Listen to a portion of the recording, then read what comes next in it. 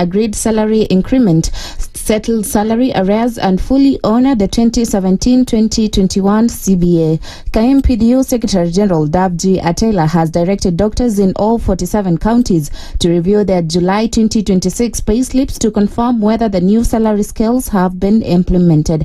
He warned that counties that fail to comply will face industrial action and legal proceedings against their responsible officials.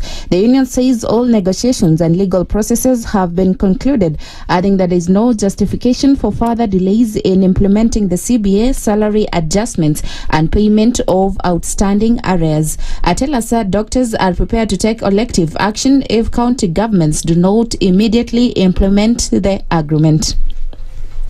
Questions continue to emerge over why 3 police officers from Nairobi Central Police Station delayed taking the late Albert Ojwang to Mbagathi Hospital for treatment.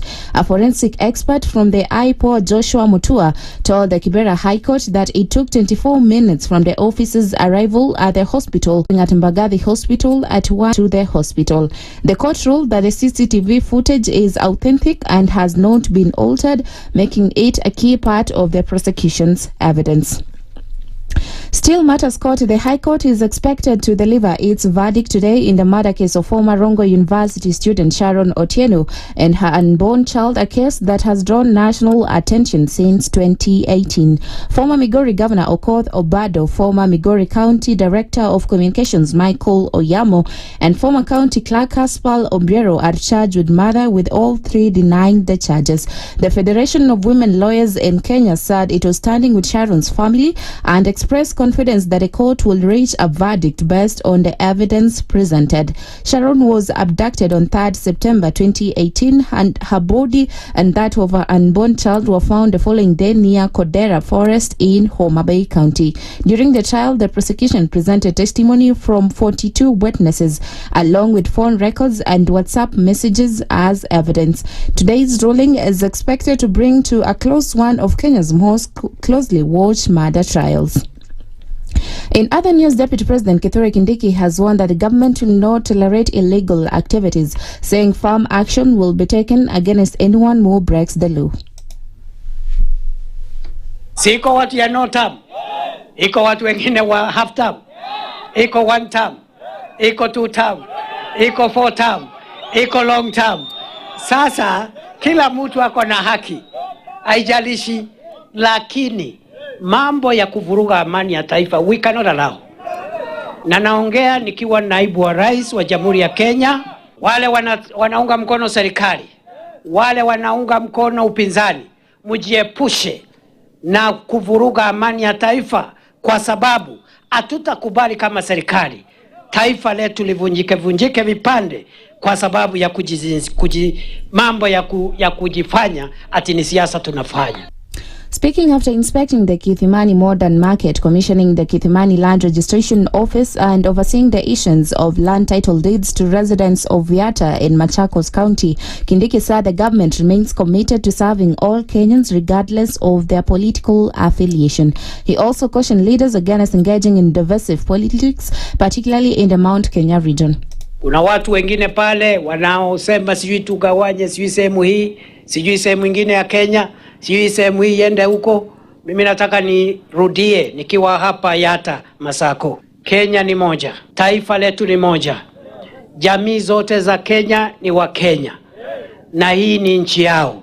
Hakuna mtu ataruhusiwa kuleta mambo ya kugawanya wananchi kwa misingi ya kikabila ama dini ama umri. Kenya ni yetu sisi zote, na lazima sisi zote tutembee kama ndugu na dada wa taifa moja.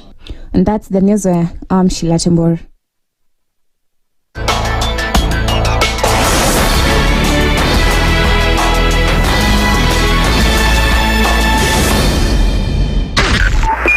.5 Spice FM, Kisumu.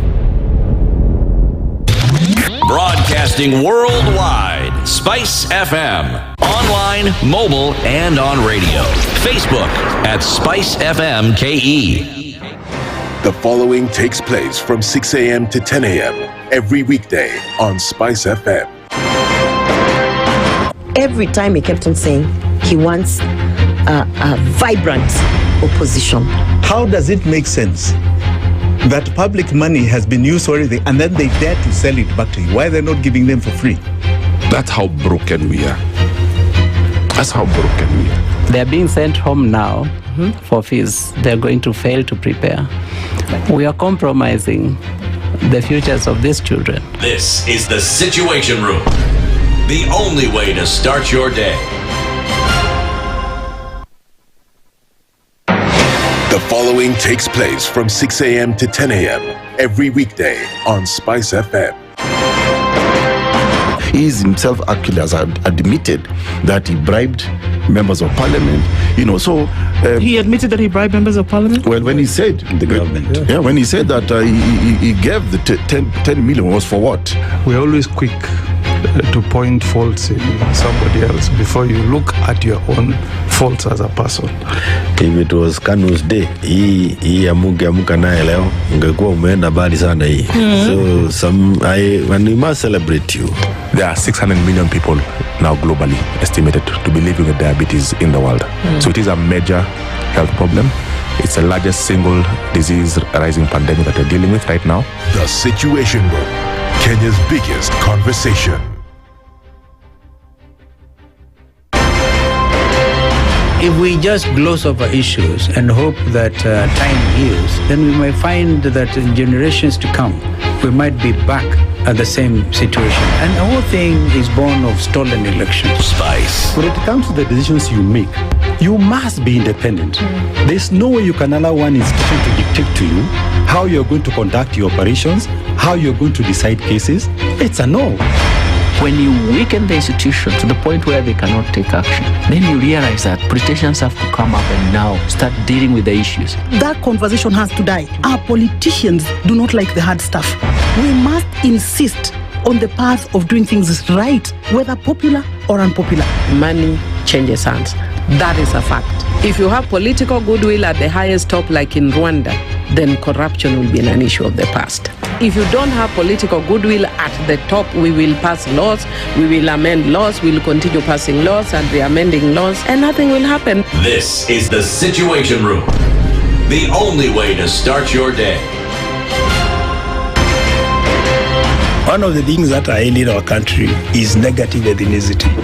You find you as a state officer, instead of thinking as a Kenyan, you think like a tribal person. Let me tell you something.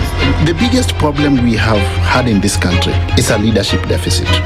There is nothing that you are going to do in the process of change if you are not a risk taker. So you really have to pursue your vision to a logical conclusion and even be ready to step on people's toes.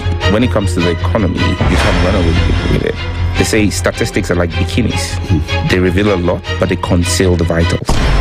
And so government people would throw statistics at you and tell you they're revealing a lot of information to you, but it's really concealing the real vitals.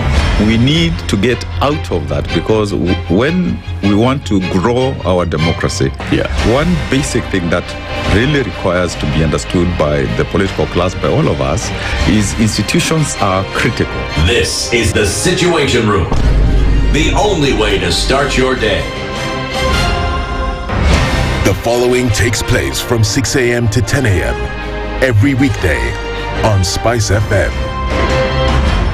In this country, 6 families and 8,000 Kenyans control 90% of the GDP. We are not a country. We are a plantation. We work for Ruto. When you're telling the judges court orders are papers or they will not obey court orders, they're sitting and you're seeking orders from them. So how are they supposed to interpret it? Isn't it an oxymoron? When you see a judiciary that seems to be under some control somewhere, you start questioning. We have very powerful governors, but they don't use their offices to serve the people. If you are not shameful to do what you are doing, why should we protect you? I'm human. Everybody's human. So when you're told, kuja tuongee, I mean, you'd be a fool to say, stagi kuongea. Conversations have to be had, you know? People in leadership should only go into leadership if they are ready and willing to change the lot of the people. The Situation Room, Kenya's biggest conversation. Mature, intelligent talk every morning. Spice up yourself.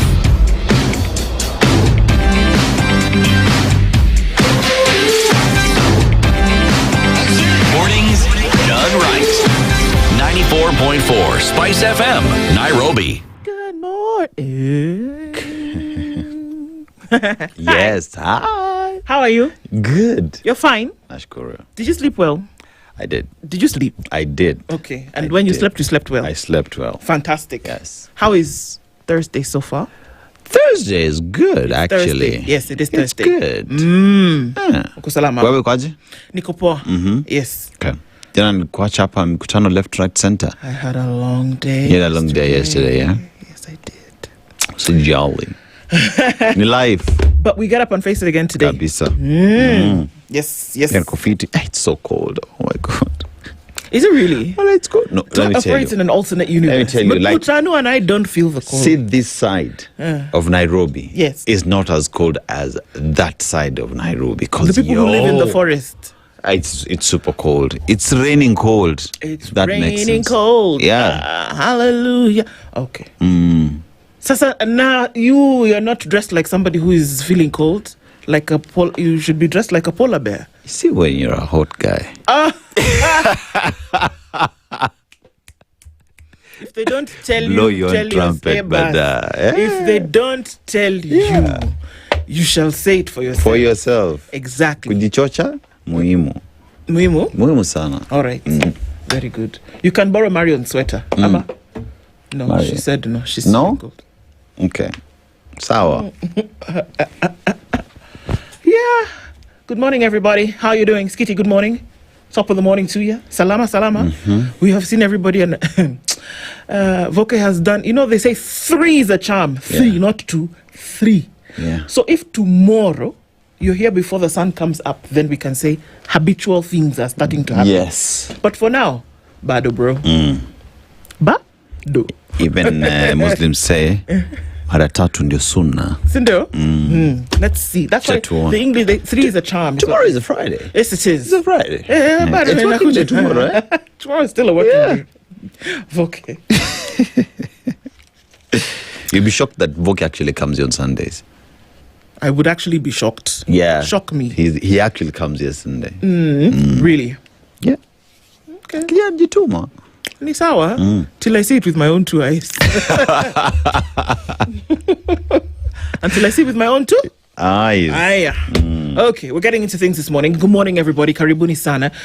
Also, I just have to every day say that we can be here behind the microphones, but then to be able to get the job done, there's a team of folks who are turning the wheels and making sure that we hear, see, and get to then follow the things that we talk about today, from Joy B to Mutanu to Marion to Skitty to putting it together. Everybody, Karibuni sana. Thank you for being here this morning, and every day as you do for us, then be able to have the situation show. Dennis Aseto is here. He's in navy blue. Yes. One of my favorite blues. If the Le Bleu were to be in formation, that would be one of them. Yes. It's Thursday, and we're going to be having a couple of conversations today. Actually, a couple with 2 people. So, you know what? Through a lot of this, and even through things that we've seen in the coverage of the happenings around the world, the first world dream or the first world agenda is something that everybody still seems to want to thrive for. To strive for. Strive is the word I was looking for. But then what's it really going to take to get there? Are we serious about getting there? And let's have a conversation about what it's going to take to get there. True. So if that is where you want to go, right? And that you know that there's certain things that you need to do in order to get there. If you're not doing them under the auspices of leadership and governance, see where I'm going? Yes. Okay. So, how do you expect to get there? Let me finish the statement for you. The conversation that we're having at 7 o'clock is around achieving the world first dream, or you're going to wake up to the nightmare in which you are. What does it take for Kenya? Johnson Derry is a corporate finance expert and also has some insights into this development agenda, first world dream. If you want to get there, what is it that you must do? So it's agenda setting that we're having a conversation around. If you're not talking about the economy and building it, if you're not talking about manufacturing and things like that, if you're not talking about operating within a surplus as a nation, then you can forget some of these things, because is it heavily based on capitalism and the economy? Yes, it is. That in order for you to develop, you're going to need resources. And those resources must be in surplus in order for you to develop. I don't know if I'm speaking French, but Bonandere is going to be with us at 7, and we will have that conversation with him. The LSK and lawyers kept their word, and they made good on their promise where they said that we are going to boycott the courts, and they actually did that. And somebody would ask, then why did the case of Albert Ojwang continue? Well, this is the state trial, mind you. Excuse me. So the state, under the office of the ODPP, rather under ODPP, is the one that is presenting evidence. So it's interesting. We'll get into that in just a minute. But it's interesting to see that Mukhwana, who has been, if I'm not wrong, in remand all this time, came out and said, excuse me, under OCS Sam Talam, we were told to teach this man a lesson and discipline him. And we were told very clearly that this, I'm telling you what the court said yesterday, we were told very clearly that that order came from DIG Eliud Lagat. We were told to discipline him and cause him hospitable injuries. But now the inmates that we gave the job to do it, that transferred the order to. You see, now the order came from up, then it was just going. It was cascaded. But now the inmates that we gave the job to overdid the job and they took his life. So he now is asking the court for, please, just forgive me. I was following orders. If that's not a heavy indictment, then I don't know what is. We're going to look into the details of that. Where are those ones? That's a good question. Where are they now who now did the final act? And then again, what happens to the command responsibility as well? Because the gentleman actually follows orders. That is what we know the police to do. You are given an order, you implement the order. So if it's a question of following the command responsibility, it should go back to the originator of the order. Yes. Right? But you see, now we're still in trial, so we're asking those questions. So now it is you to piece it together. True. And it continues, right? So you're absolutely right. In terms of the cascading of order, then you have to go to where it started from if you're really going to deliver justice. Because one would say that is the original sin. Yes, it is. I mean, we have examples. We're rife with examples about how the person... I mean, I keep giving the example of Felicien Kabuga.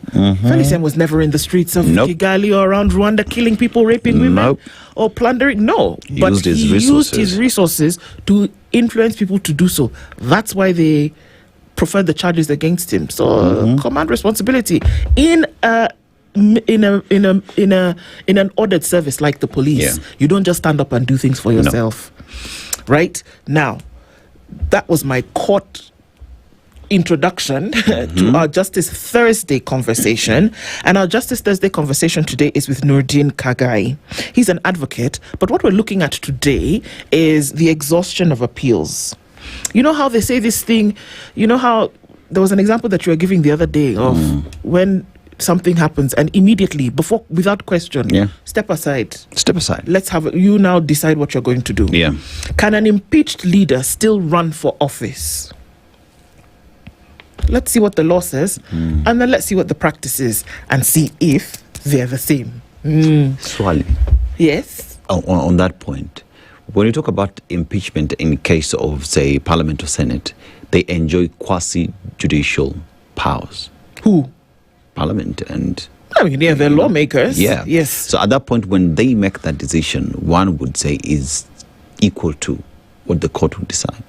It's regarded to be. I guess a lot of these things are set on precedent, and that there are what they call landmark rulings that essentially will order the way in which you will operate in the future. Yes. And that's why they always refer to previous cases in which a judgment was given.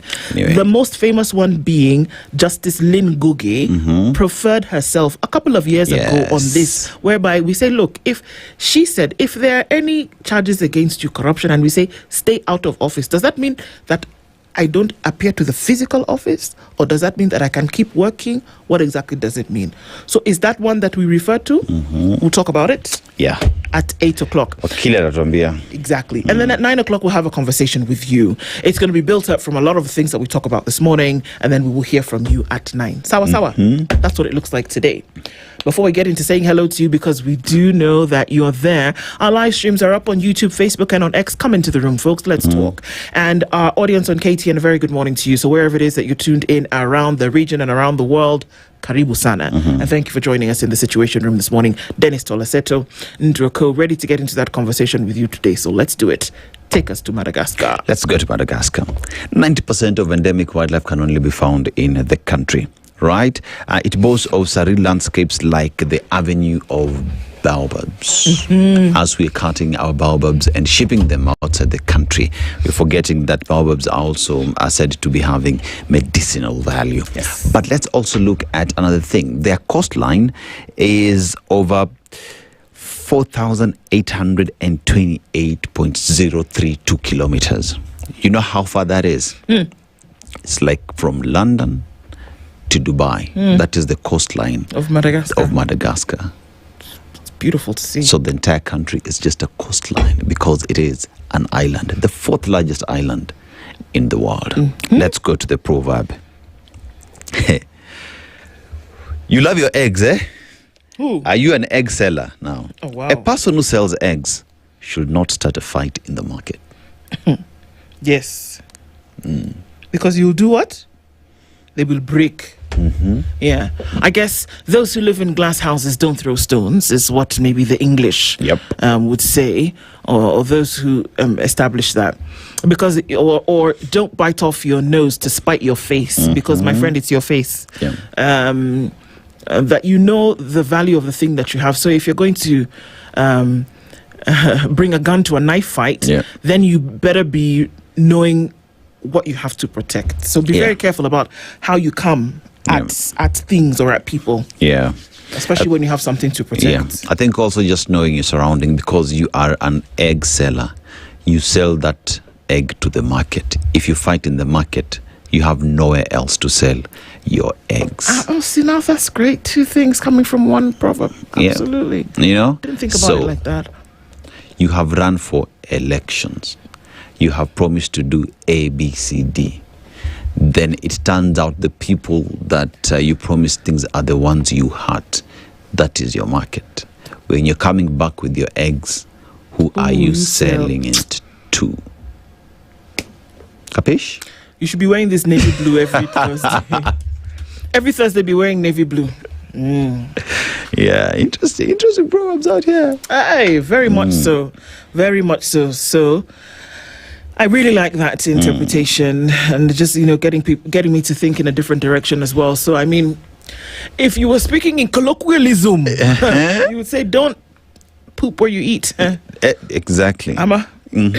Okay. Don't poop in your plate. Yep, that's true. Okay, so you're tuned in this morning, aren't you? Karibu Sana. And let's say hello to you from wherever it is that you tuned in.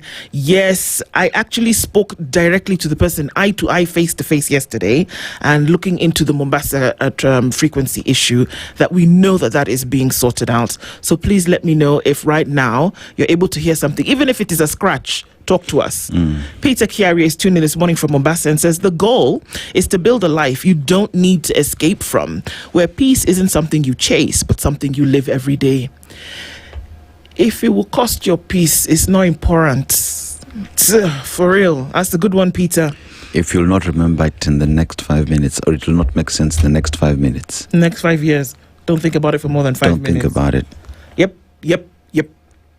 Robert Vogo is tuning in this morning from Mombasa. And Don Sabo says, good morning, Nduh and Aseto. Nduh, ask Aseto. Yes. Aseto, during Ojwang proceedings, Pale Kibera Court, where were those goons or cops? They hadn't received the order. Okay, there's your answer, Don. Yeah. In Kibera, there are a lot of orders. Where do we want to start from? Henry Acceptor says, good morning, Nduh and Aseto. Good morning to you, Henry. Hope you're doing well. Wapi Joe, he'll be here tomorrow. Yes. We didn't come this far to only come this far. By his grace, Bado Tunatamba. God bless you all. And God bless you too. Rose Grace is tuned in. Good morning, Nduh and Aseto. Muko namnagani. Sikunjema from Menara. Asante sana tuko salama. Thank you, my sister. Eric Nganga says, good morning, Spice family. Tuned in from Gong Hills. The hunt is on after goons failed to deliver in all Kalau. The president has given an order that these goons should be arrested. We're now clocking on day 2 since he said this. Hello. Okay. Teja nambari uliopiga hapatikani kwa sasa. Christina A says, good morning to you, Christina. Hope you're doing well. Kisa Daniel is tuned in this morning and says, good morning, Spice family. Mwaka Piela Luhimbo is tuned in this morning and tuning from Dar. I'm eagerly looking forward to a wonderful conversation today. Please keep informing us. There are lessons in every conversation. For real, there are. Joe is tuned in this morning and says, good morning, SpiceFM. Tuned in from the land of the gazelle, Abu Dhabi. Okay. Cliff Sunday says, good morning, Team Spice. A great morning to reflect when Dr. Janet talked about the systemic failure of education. We've given her a doctor. Okay. Yeah. What are we seeing today? Good day to you all. It's a conversation that we must have in the coming days. We'll probably do that in the middle of the week next week when we're looking at education and say, come on, guys, what exactly is going on? And we'll do that across board. We'll talk about it again. We will not tire on this. Osana Mark says, in this morning, Spice family, doing what you must do, even if you don't like it, is called discipline. Yes. A blessed Thursday to everybody. Absolutely, it is called discipline. Hilary Ochieng says, good morning, Team Spice. Tune in from County 001. All of a sudden, your president is so clever that he realized the university funding model ain't working. Finally, he has heard advice from his advisors. I don't know who's advising him on that one, but if it's the same folks who advised him in the first place to use this university funding model, then you might have a problem. And then now they're advising you not to. So what were you... Who's advising who? Pax Romanus Pax. That one.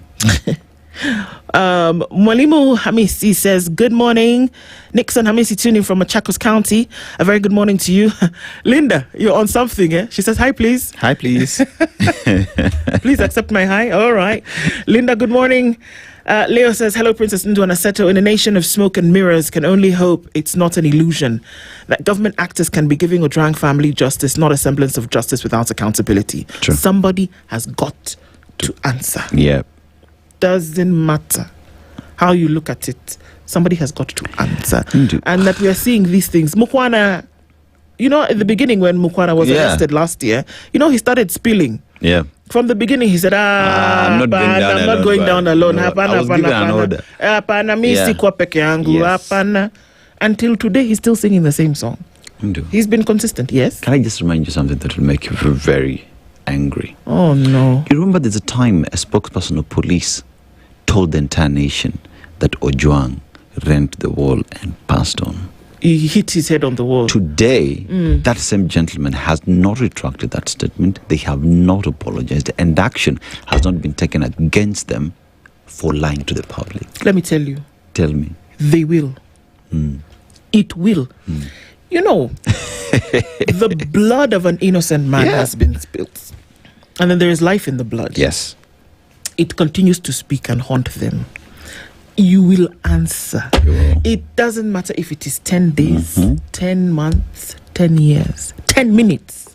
You will answer the blood. You can steal money and return it. You can insult somebody and apologize. You take a life that was innocent. Nope. It don't work that way, my friend. It doesn't matter whether you're religious or not, whether you're spiritual or not. That is the order of things, and that it will be answered for. It will be answered for, and his life meant something. Yeah, his life meant something. It did. It meant something, and you took it, and still does. Absolutely. Eric Yoga, you said good morning, Nduh and Aseto. Did you know that you're the only alternative voice in Kenya today? Really? Expose them to the bone. Both of you are glowing. Asante sana. Sheila has a right to be seen. Anyway, Sheila Temburu Meskia. She has a right to be seen. Yeah. We'll bring her to be seen one day. Just wait, it's coming. Jumbo Spice, Pepe. Good morning, Baba Three Girls. Makano Oliver says, good morning, Team Spice. I pray that Sharon's family in Migori will find peace after today's expected verdict. May justice prevail. Yes, so Sharon was murdered. Yep. Together with her baby. With her baby. Yeah, so while pregnant. Quite far along, and she was murdered and thrown in a thicket like an animal. Today, that's what I'm telling you. today there will be a verdict on what exactly and who will be held responsible. You know, every time you pass that road where Sharon was thrown in Migori County, and you just walk with locals, they will tell you, we always don't want to pass here because there is blood that was spilled here and there is fear. Forever etched in people's minds and hearts. We will hear today who is guilty and how they will pay. Dan Stilagat says, good morning. Remember Mayai Waziri wa Maradhi? Yeah, Mayai Waziri wa Maradhi. Yes, that was a set book. Oh, okay, it was. All right. Beatrice Omanwa says, good morning, tuning in from Dallas in Texas. Good morning, Nduh and Aseto. Has Kimiak resurfaced? Help Akosawa. This is Faith Thunder. Actually, I'm now getting worried because we're knocking on 2 weeks that we've not heard from you, Kimiak. If you are busy, if you have traveled, just send us a note and say, I am okay. I'm on holiday. I'm busy. I've done something. I'm studying something. Tell us something and then we can be okay, because it's a bit worrisome and it keeps nagging in the back of my mind. So yes, Kimiak, please reach out and tell us that you're okay, because that's the only way. Luhimbo says, watching Ojwang murder footage, it's disheartening, it's inhumane. Yes, it actually is, to just see that again, and that what you do in the darkness will come to light. It will. Or what you do and you want to cover it, it will come to light. I can't stomach the footage. It's true. Stephen Juma says, good morning to great team from Muhoroni, ready for the day. Kabisa, kabisa. Bernard Ogamba says, politicians bus. Not quite sure what you mean by that, but okay. Delvin Zodiambo says, hello, Nduh and Mr. Aseto. Kindly give us the full info about the president's statement on 100% scholarship for university students. Okay, we will. We'll do that. We'll talk about that briefly at 9 o'clock today as well, so that you get an understanding of what that is all about. Sawa. Jennifer Tenyi. Guy, this ads for YouTube just drive me crazy because then it sets me back.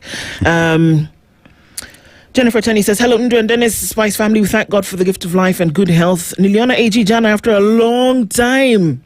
Hope whatever they're planning with the Constitution is good. Yeah, where does she hide? Sharia house. Yeah. Okay. Bernard Ogamba says, we need Onyonka to tell us what he's spinning between Sifuna and Matiang'i. The other day he stirred the waters by endorsing Sifuna, and yesterday drove him to Matiang'i. What's offering?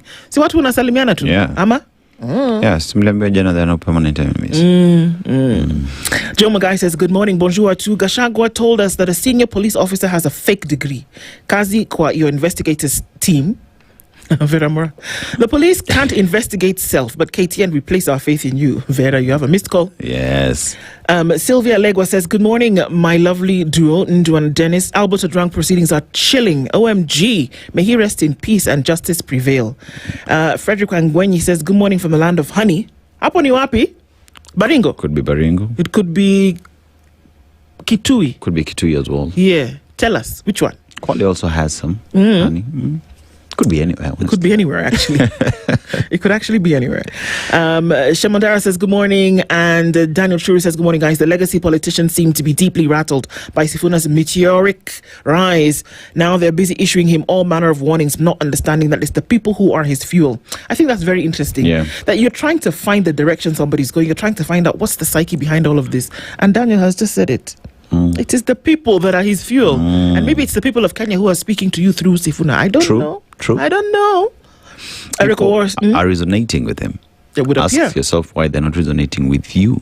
Eric Owars says, good morning, guys. Victor Nyamoki says, good morning. We, Mr. Fix, Dr. Matiang'i, so save the country from extrajudicial killings. Okay. Good morning, Wapendwa, says Paul Alaka. Good morning to you. That's why a fragile. Okay, I see you, Bernard. Good morning.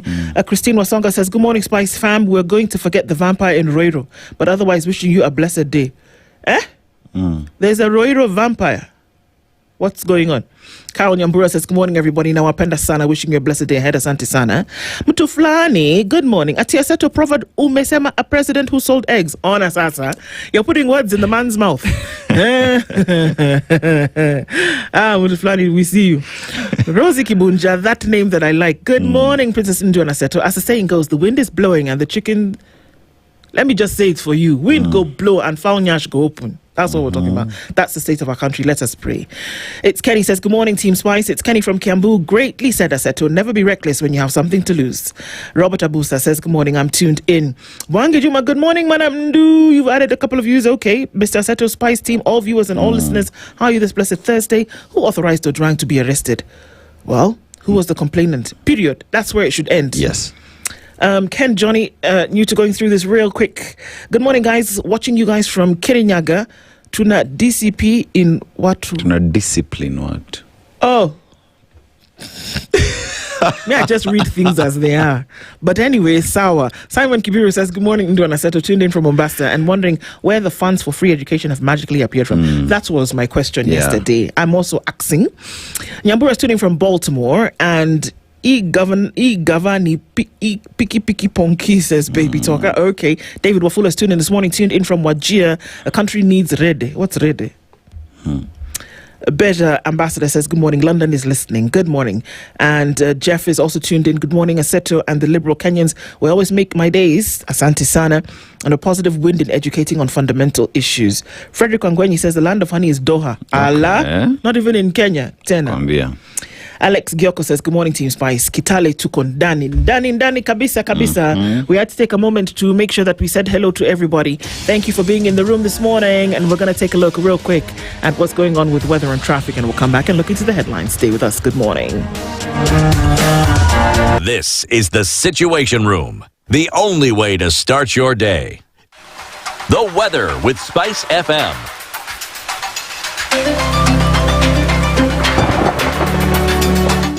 All right, so it's partly cloudy into Nairobi this morning, and we'll see a high of 24 and a low of 13. It's 14 and mostly clear into Nakuru and into Nyeri at 13, mostly cloudy. Eldoret is clear at 12 degrees. We'll see a high of 25. I'm looking into a clear Kisumu at 19 and a clear Kakamega at 16. 22 and partly sunny into Mombasa, while at 24, Malindi is sunny. 18 and sunny into Marsabit, while at 18 it's clear in Kampala. 21 and mostly sunny in Dar es Salaam, while Johannesburg at 9 is mostly clear. 26 and cloudy into Lagos, while at 17 it is partly cloudy in London. 25 and cloudy looking out into Beijing with temperatures dropping ever so slightly. And Wednesday night in New York is partly cloudy at 24. Coming into Thursday, we'll see a high of 31 and a low of 19. Chilled Spice.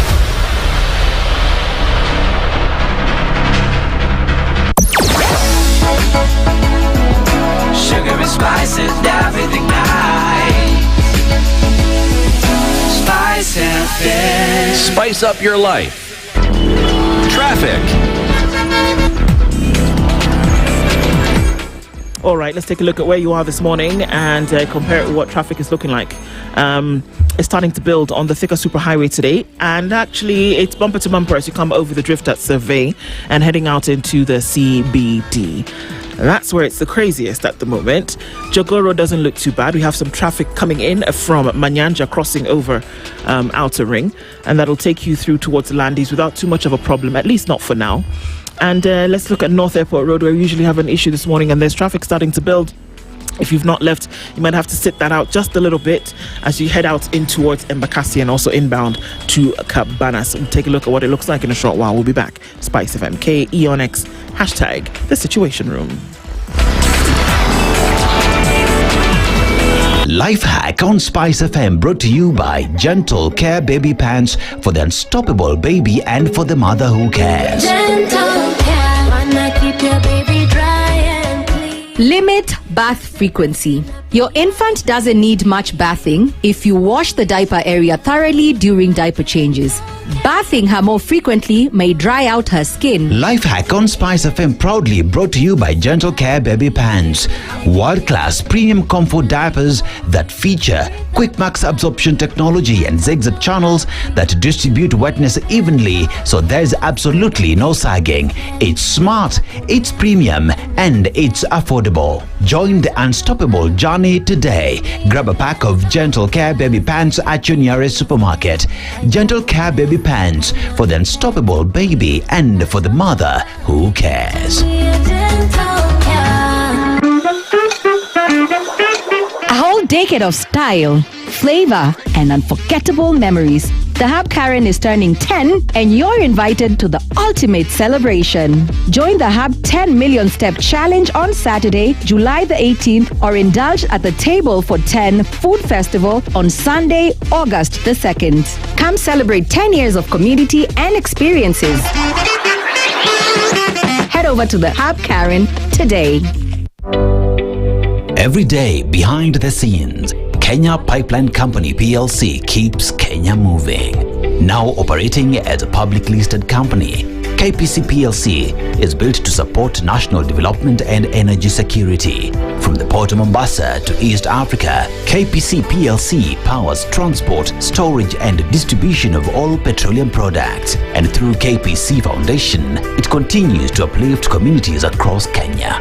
KPC PLC, now a public listed company, fueling progress for Kenya.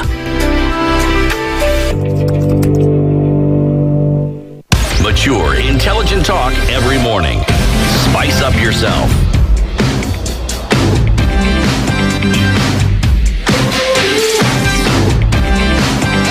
Mornings done right. 94.4 Spice FM, Nairobi. All right, good morning to you. And as we continue, we're looking into the headlines this morning, and on the front page of the Standard, Kenya's bold newspaper, troubled past, and there's a picture of now government spokesman Charles Owino. Charles Owino, once the unapologetic face of the police, is now President William Ruto's chief communicator, carrying the baggage of his defense of police conduct during the Gen Z protests and killing of masked vendor, the death of Albert Ojwang in custody, and controversial security crackdowns. Critics see a loyalist appointed to defend the indefensible as public anger over police brutality, governance failures, and worsening economic hardships intensifies. The biggest challenge will not be speaking for the government, but convincing a deeply skeptical nation that he is speaking the truth. That's what they've said his job is, and that's what's difficult. Charles Owino, we know, now replaces Isaac Mwaura as government spokesman. And this is what they're saying, that you've got a lot of baggage, but on the end of that baggage, it's convincing Kenyans that what you're saying is the truth and not necessarily doing the job for government. Yikes. Yeah. That's what it looks like. Numbers won't lie. Opposition will pick the best to face Ruto. Former Deputy President Rigathi Gachagua says the decisive factor in settling on a candidate to face President William Ruto will be the votes each aspirant brings to the table, arguing that considerations such as age and experience are secondary. It's the numbers, he's saying. If I am going to bring a certain kind of number, I'm the one who's going to contest against the man. This is what he said. Jesse Rogers sat with Rigathi Gachagua last night, and this was some of the things that they talked about. We'll look into that a little bit. Health workers strike, a fault governors on the CBA, and they're saying that it is the county governors who have not fulfilled their end of the bargain. So as you are unfulfilling of your end of the bargain, we shall do what? We shall down our tools. Yeah. I want to look at this story just a little bit. The one on page 3, before I come back to the one on page 2. Get rid of goons or risk flawed elections. This is what the clergy are saying. Archbishop Ole Sapit was cleansing the church.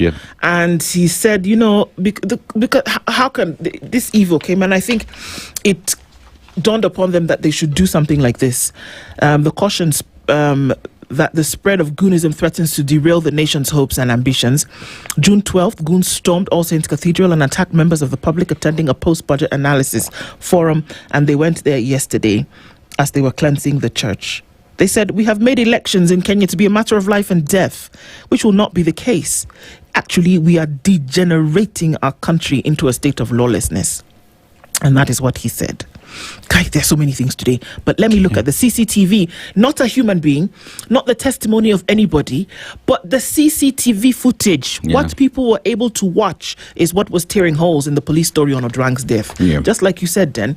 Some people were saying, oh, he walked into a wall and killed himself. Oh, he strangled himself. He did what? Well, the pictures are not lying, and the pictures are saying something totally different. Police actions after they put teacher Albert Ojwang in the boot of their car from the cells, sold them out.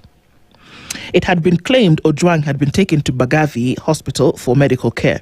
Nevertheless, closed circuit television, that is what CCTV stands for, footage presented a different account, leading to the conclusion that he was taken dead from the cells. The National Police Service had alleged that the officers on duty had promptly noticed the injuries and rushed him to Mbagathi, where he was pronounced dead. However, the contradiction starts right at the Central Police Station. At 1:21 a.m. on June 8th, 2025, 4 police officers are seen carrying Ojwang. If their theory that he was still alive would stick, then how the 4 police officers carried him is important to unravel the truth. Each of them is seen holding his hands and legs, with his head dangling, almost dragging on the floor. At the door between the holding bay and the front office, they struggle to move him out. 2 appear to drag the deceased out from his feet while bent, once they could not all fit in the door. The same head dangling posture is all through, even when they bundle him into the vehicle, which reversed for the carrier to face the main front office door. And this is all on camera. It is not a reenactment. Yeah. You know how we see some things and then it's reenactment? Yeah. It is not a reenactment. It's not being reconstructed. It's what happened. It is what happened. According to Joshua Mutua, who's an IPO expert, based on my review of the available CCTV footage, the victim was taken to hospital on the 8th of June. Okay. So we can all see that. You need to read this story because then to see exactly what happened. The clip shows 6 police officers, including the OCS, around the vehicle. It left Central at 1:26 a.m. No one accompanied Ojwang in the boot. In the meantime, at 1:27 a.m., Talam greets 2 persons who appear in civilian uniform, then moves aside and leans on a speed limit board put near motorbikes, and then joins 2 female officers standing with male colleagues at the entrance's stairs, and they talk for 3 minutes. An officer in a trench coat goes inside and reappears at 1:33 a.m. with a jerry can of water and pours it on the stairs as Talam goes back into the front area. Ask yourself why. The trench coat officer is then joined by 3 others and they disappear inside. Back to the cell's corridor, a man in a black jacket appears wearing a hoodie at 1:36 a.m. He walks straight to the cell where Ojwang had been held, and he re-emerges with a rag and wipes it in a line from the start to the end. It leaves a snake-like wetness before returning the rag. The same man keeps patrolling the cells at 2 a.m. when the clip ends. If damning evidence needed a video, this is it. You know, 1:20 to those of 40 minutes. Yes. A lot happened. A lot was happening in those 40 minutes while Ojwang was being taken to Bagavi. People were cleaning something. Remember they told you that he hit his head against the wall and that's how he died. But Mukwana said something totally different yesterday. Because even I remember the first time they said he hit his head, but based off the autopsy, the injuries were from the back of his head. Exactly. So then if autopsy would corroborate, then one asks the question, how do you run back and hit your head hard enough for you to die? The way it's not making sense. Then if you're hitting your head, it has to be. Anyway. It's tough. That's chilling. Chilling. How do you get to trust that the very same officers would secure you? And this account is very different from then the account that we see at the Bagavi hospital later. Exactly. In terms of how they wheeled him in. You want to look into this story, but it is very disturbing. Now, while all that is happening, I think the LSK is kind of justified in their action yesterday. Because a Kangema magistrate has been held over 150,000 shillings bribery scheme. As somewhere, Charles Kanjama and the LSK are saying, you see, we told you. A senior principal magistrate attached to the Kangema Law Courts and a principal probation officer have been arrested by the Ethics and Anti-Corruption Commission over allegations of soliciting and receiving a bribe to influence the sentencing of a convicted accused person. I'm not going to say anymore. No, LSK, you have some case there. And there's that story. Boycott paralyzes court business and the LSK judiciary standoff deepens. And they're saying we're still doing this. Owino is the state's new mouthpiece. He faces an uphill credibility task. He's the same man who essentially justified the killing of Gen Zs. Yeah. Teachers seek fresh pay deal after civil servants awarded hefty raises. Tena. Okay.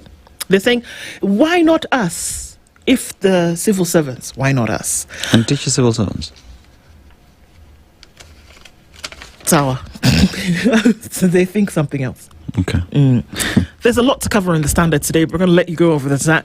Get yourself a copy of the Standard because you need to do this today. You need to. Or subscribe to the e-paper, www.standardmedia.co.ke. Yes. Let's go to the Daily Nation.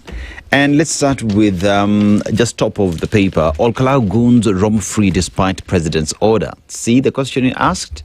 Right, so now it's been 1 week since Interior Cabinet Secretary Kipchumba Murkomen ordered an investigation and arrest of the hooded armed men in flashy cars with falsified registration numbers blamed for the violence that marred the All Kalau by-election. But nobody has been arrested yet, not even after a statement by President Ruto on Tuesday asking police to crack down on goons. The Directorate of Criminal Investigations has also not given an update on progress of the probe into the chaos.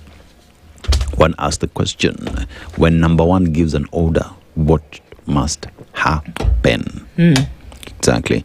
Now, CCTV footage reveals Ojwang's last moment. So, CCTV footage of the events of Nairobi's Central Police Station leading up to the murder of teacher and blogger Albert Ojwang has been replayed in court and continues to give chilling evidence on what exactly happened on the day. Now, there's a picture of Babu Owino here who says, in the first installment of a 3-part exclusive serialization of Dancing with the Devil, Professor Stephen Kiama Gitahi writes about a near-fatal experience after a bandit attack on the road to Maralal and his central role in managing intense student elections a decade before he was appointed University of Nairobi Vice Chancellor. So in his book, he just explains what it meant him being in office and how he once met with the bandits while on duty. Now, varsity fees reality check for President William Ruto.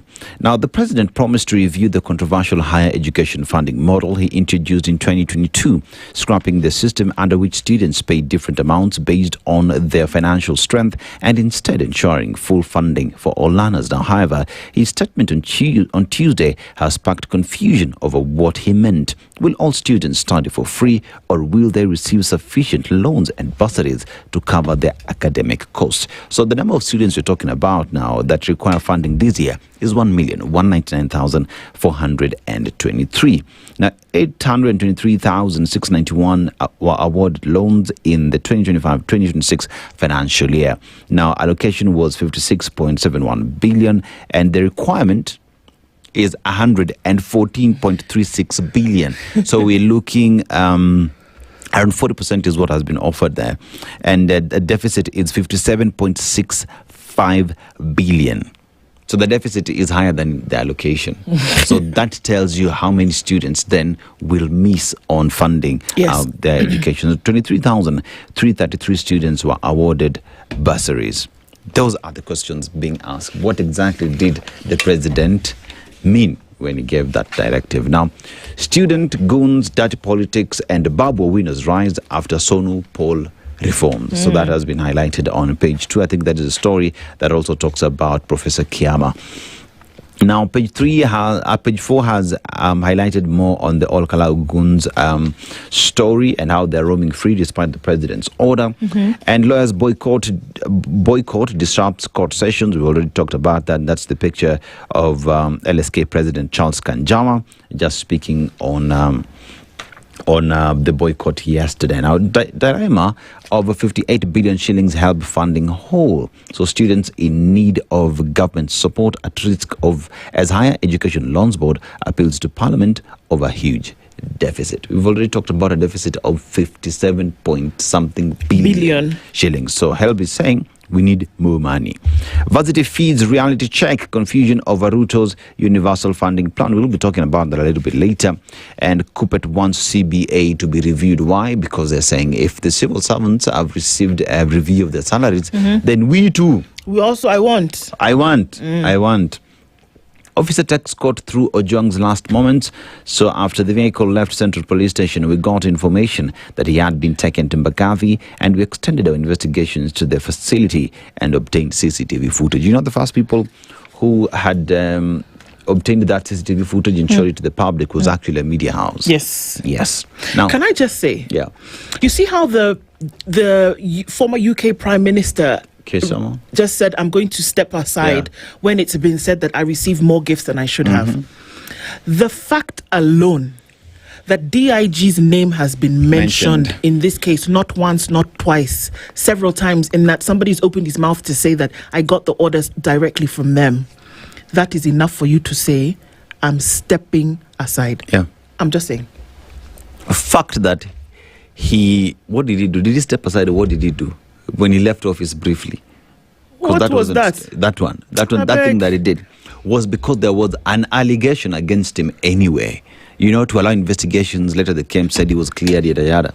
But yesterday. Yeah, yesterday again. Yesterday, he should step aside again. That's what I'm saying. Yes. Yeah, step aside again. You know, to allow investigations too, because it's very difficult for anyone to believe that proper investigations can happen when the man, as a deputy IG, is in office. Absolutely. Who's investigating you? Your juniors? Come on. Okay, so there's that story on Sifuna and Matiang'i meeting ahead of homecoming party, and Gachagua turns to Raila's playbook in war with Ruto. So call for tourists and investors to boycott Kenya draws strong reactions from government and opposition.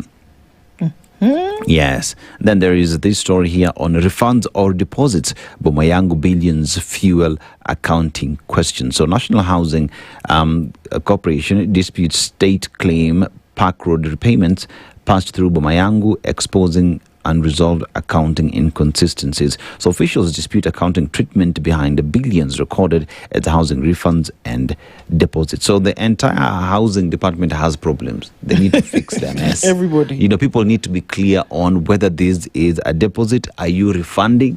You know, these houses that are affordable houses, who is eligible to get them? What is the criteria? What is the repayment value? Pesa yenye nilipeana, is it down payment ama ilikuwa ni msaada ya kujenga? Ni hayo kwa sasa. Star? Oh my gosh, there's a lot. And I think there's a number of these things that we'll be able to discuss at 9 o'clock because there's just too much. Okay, so on the front page of the Star this morning, l'étoile, it would say en français, Matiang'i left out as Sifuna Kalonzo combo takes shape. Okay. Really? They met yesterday. I don't know, man. But okay, sure, you know, whatever. Let's look at what that might look like. From being Uhuru's preferred frontrunner, he's now struggling to survive. Okay. CCTV footage raises fresh questions in Ojwang case. I think the eyebrows on this thing have raised until they've left the forehead. Yeah. Because you can't raise eyebrows any further than we have on this whole thing. The eyebrows have left the building. Yeah. This now is a thing where our mouths are agape. We just need to draw that eyebrow so that you're constantly shocked. Because we're just reeling from all of this thing. Yeah. Detectives arrest suspect in the murder of TUK lecturer Edgar Mokua. You see? Once you decide that you can do something, you can. You can. Yeah. President Ruto's running mate headache as 2027 election arithmetic shifts. If I were one Deputy President, Professor Abraham, sorry, I would be asking myself a question or three. Yeah. Like, okay, guys, I'm here. What you mean? Yeah. What you mean you're having a headache? What do you mean you're having a headache? I am your painkiller, no? What am I, a sack of potatoes? Yeah, you should be asking yourself a couple of questions right about now, because it means that people don't see you. Or they don't see. They don't consider you to be a change maker anyway. They consider you a baggage, no? Okay, let's go. Speaking about eggs, the people who started selling eggs, now they're transport tycoons. They're not billionaires. Yeah? I'm just saying. No more seeking police permission in protest, law proposed by the Kenya National Human Rights Commission, that we shouldn't have to ask police or tell them that we are protesting or picketing. We just picket. That's what the Rights Commission is asking for. All right, that and other things we'll discuss. We're going to start the conversation at 7 o'clock with the Kenya that you want. How are you going to get there? Good morning, folks. 7 a.m. The The latest news from around the world. 94.4 Spice FM.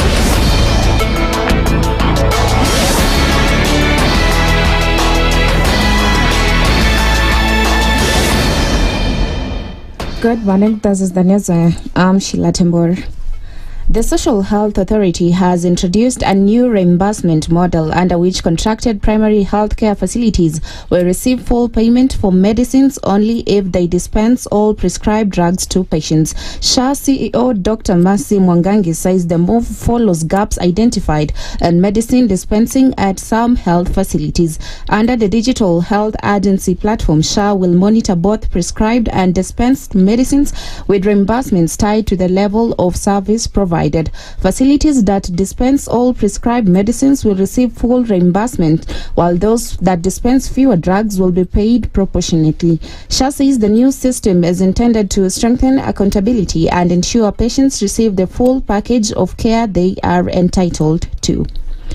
Deputy President Kithure Kindiki has warned that the government will not tolerate the use of hired guns to disrupt peace and security, saying that those who sponsor or incite violence will face the full force of the law regardless of their political affiliation. Speaking in Yatta, Machakos County, Kindiki said politics should not be linked to crime or violence that destroys businesses and property. He also urged opposition leaders to compete through development agendas rather than threats and violence, adding that the government will continue implementing development projects across the country without discrimination. Na hii matatizo ya kiusalama mara nyingi inaletwa na viongozi wa kisiasa. Na mimi nataka niseme ya kwamba viongozi wote wa siasa, wawe mlengo wa serikali, wawe mlengo wa upinzani, hakuna kiongozi ako na ruhusa ya kuhatarisha usalama wa taifa la Kenya. It doesn't matter if you are supporting the opposition or you are supporting the government side. Our national security and stability is paramount. We must say no to all forms of violence and the misuse of young people to transact politics. Former Deputy President Rigathi Gachagua says the opposition coalition's presidential candidate for the 2027 general election shall be chosen based on the number of votes each leader can mobilize. Speaking during an interview with KTN News, Gachagua claimed he has secured about 8 million votes from the Mount Kenya region and another 2 million from the Southern Rift Valley and Ma region, saying this places him in a strong position to challenge President William Ruto. He also said the DCP party's victory in the Kalau parliamentary by-election demonstrates that the Mount Kenya region has politically shifted away from the UDA party. I'm an expert in by-elections. I've never lost a by-election. I'm a very detailed. The difference between DCP, the party of the movement in the mountain, and UDA, William Ruto's party, was 30,000 votes. 30,000. It was a whitewash. It was a clear message of where the people are. And had the police goons, the rogue police officers, who caused voter suppression through violence, if they had allowed the voting to go on, this margin would have been 50,000. So that's where we are.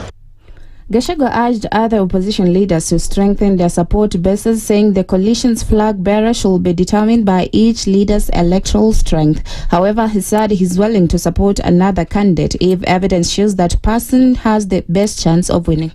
And I'm so desirous that we have one presidential candidate because of the urgency of removing William Ruto from office, because he's bad for the country. The country is getting finished. The country has been taken over by goons and rogue police officers. So what I have done, I have prepared my supporters, who are in millions, for the eventuality that there is a possibility it is not me. So that if we agree we support somebody else, I carry them along. I am tonight once more asking my colleagues that they must continuously pronounce themselves before their supporters the way I do. And I'm happy I had Kalonzo also having that narrative. We must continue preparing our narratives. That this is a national duty. It's beyond you as a person. It's a sacrifice for the country. For this country to stand, William Ruto must go. And that's the news. I'm Sheila Tembor.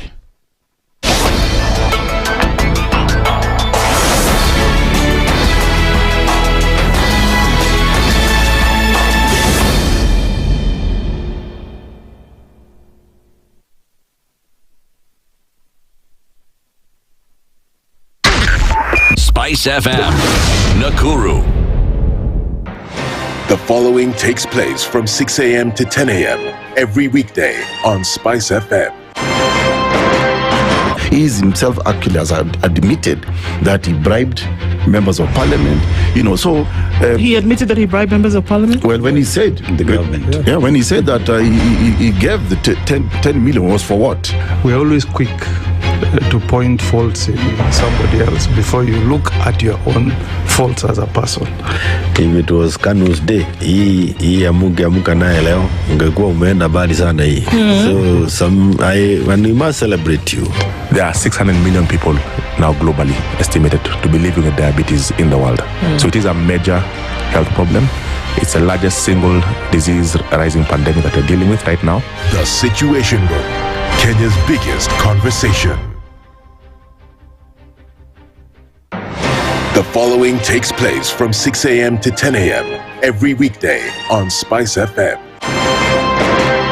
Members of parliament, they go to settle, they just promised they get given tea, mandazi, and 100,000. That's not development. External borrowing, 589 billion.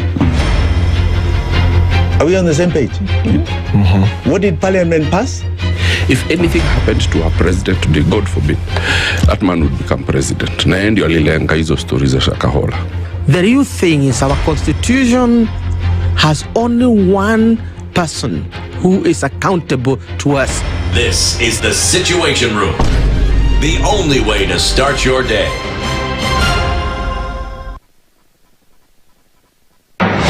The following takes place from 6 a.m. to 10 a.m. every weekday on Spice FM. Parliament has got powers. Let me break it down. The National Assembly can initiate an impeachment of the president. This same National Assembly. Yes. That's our constitution.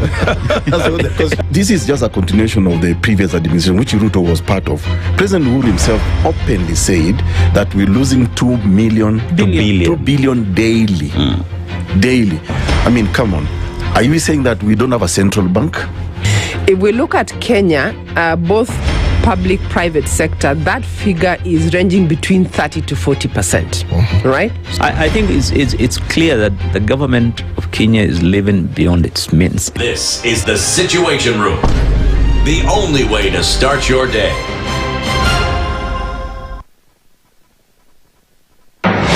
The following takes place from 6 a.m. to 10 a.m. every weekday on Spice FM. Every time he kept on saying he wants a vibrant opposition. How does it make sense that public money has been used already and then they dare to sell it back to you? Why are they not giving them for free? That's how broken we are. That's how broken we are. They are being sent home now for fees. They're going to fail to prepare. We are compromising the futures of these children. This is the Situation Room, the only way to start your day. Mature, intelligent talk every morning. Spice up yourself.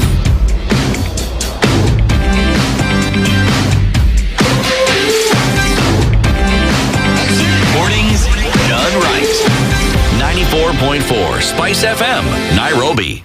All right, so getting into conversation this hour at a few minutes after 7 o'clock, 9 minutes actually after 7 o'clock this morning. And so we're going to get into the Kenya that you want. Or what we're told is the Kenya that you want in terms of you want to go towards the first world, are you operating economically? And we're starting that conversation this morning in a bit. But before that, maybe for the last time, Bomba.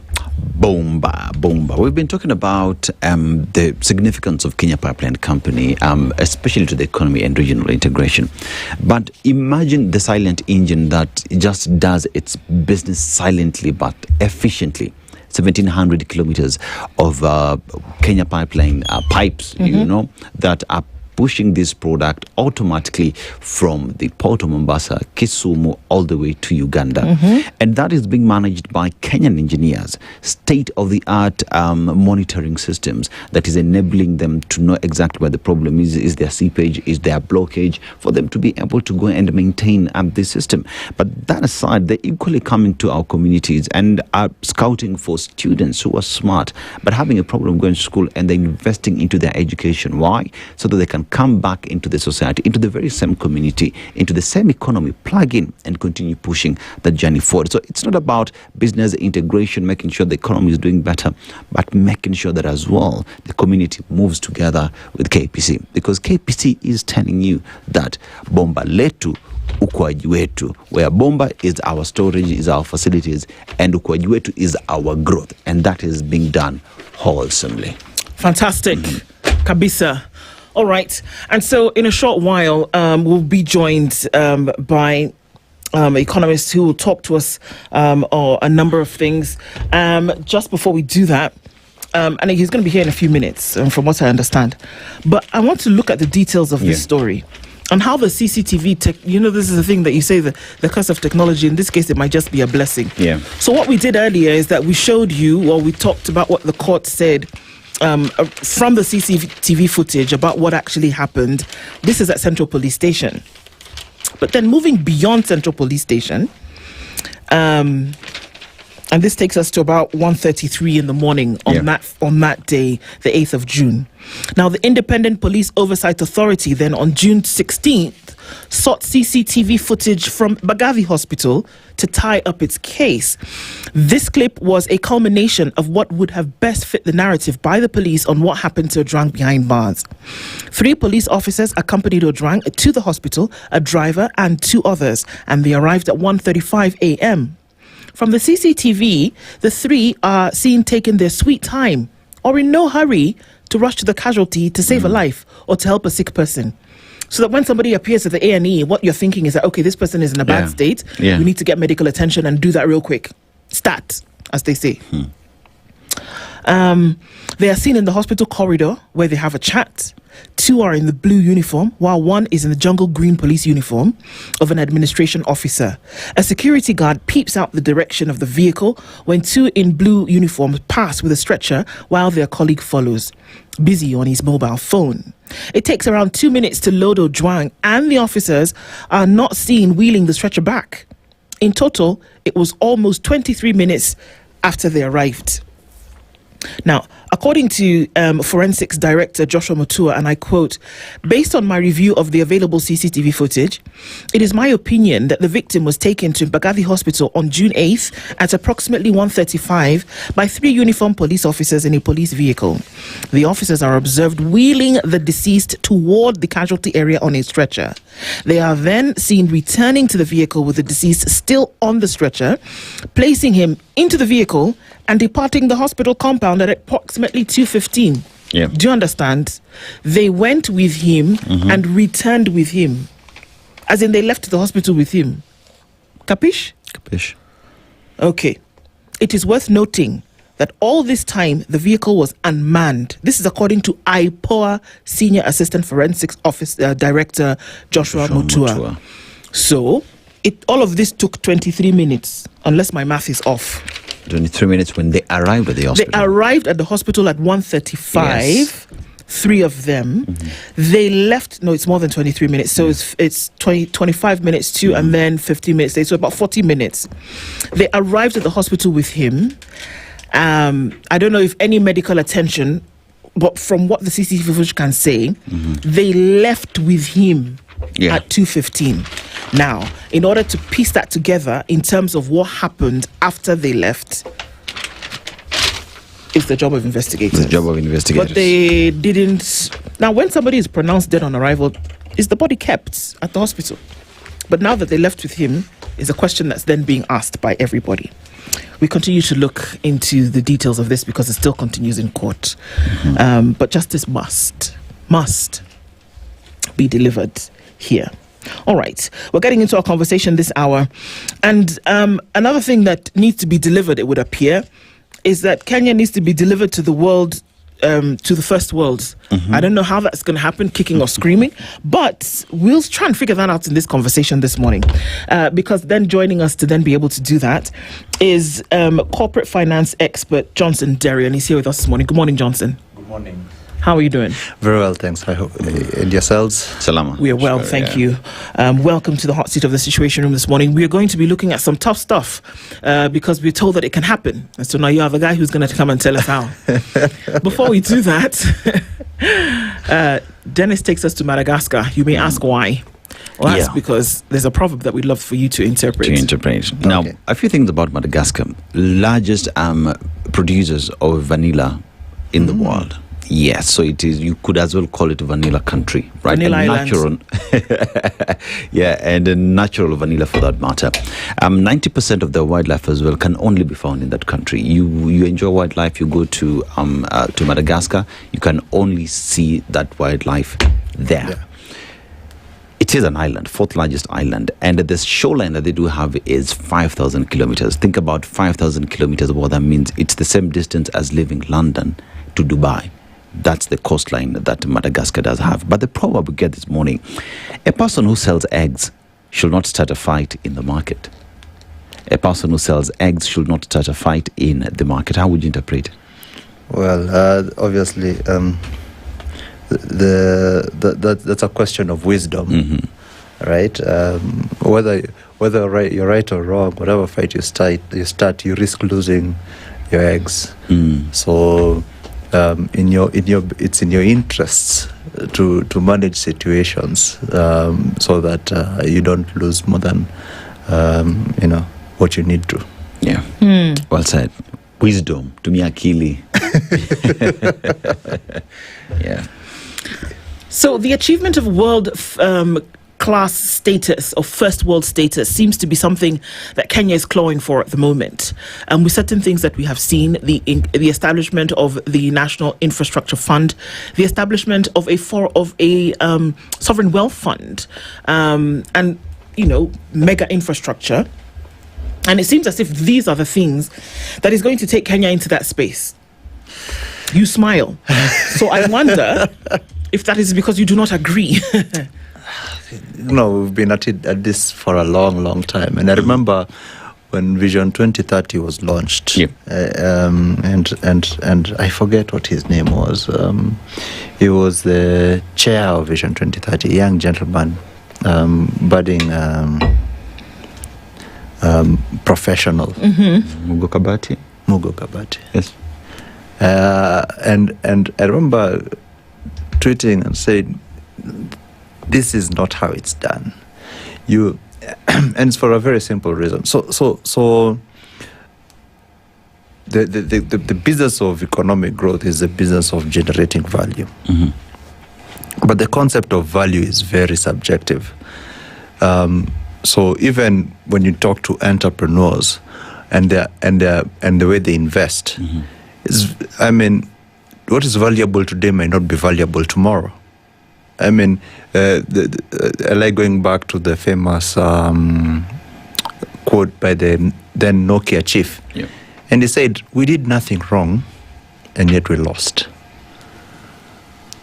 All that investment went to, why? Because people's concept of what value is changed. You had the best phones at one time, and then not anymore. Yeah. Right? So and the countries that have been able to leapfrog into development have understood this. So that's why you have the very the debate in economics about market-driven development versus planned development. And most countries that mark time, usually you'll find that they pursue planned development as opposed to market-driven development. Are you saying that from the word go, even when we're coming up with the Vision 2030, we've always gotten it wrong? And if that's the case, then is it that advice is not sought? Is it that advice is given but it's not adhered to?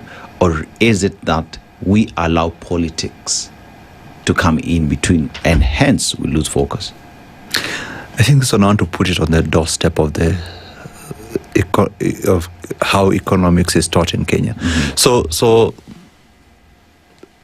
if you look at how, and this is just from experience, the people who call themselves economists in Kenya have basically act from one school of thought. So we don't have the market-driven versus debates versus planned debates that you have in US, in UK, in Europe or whatever.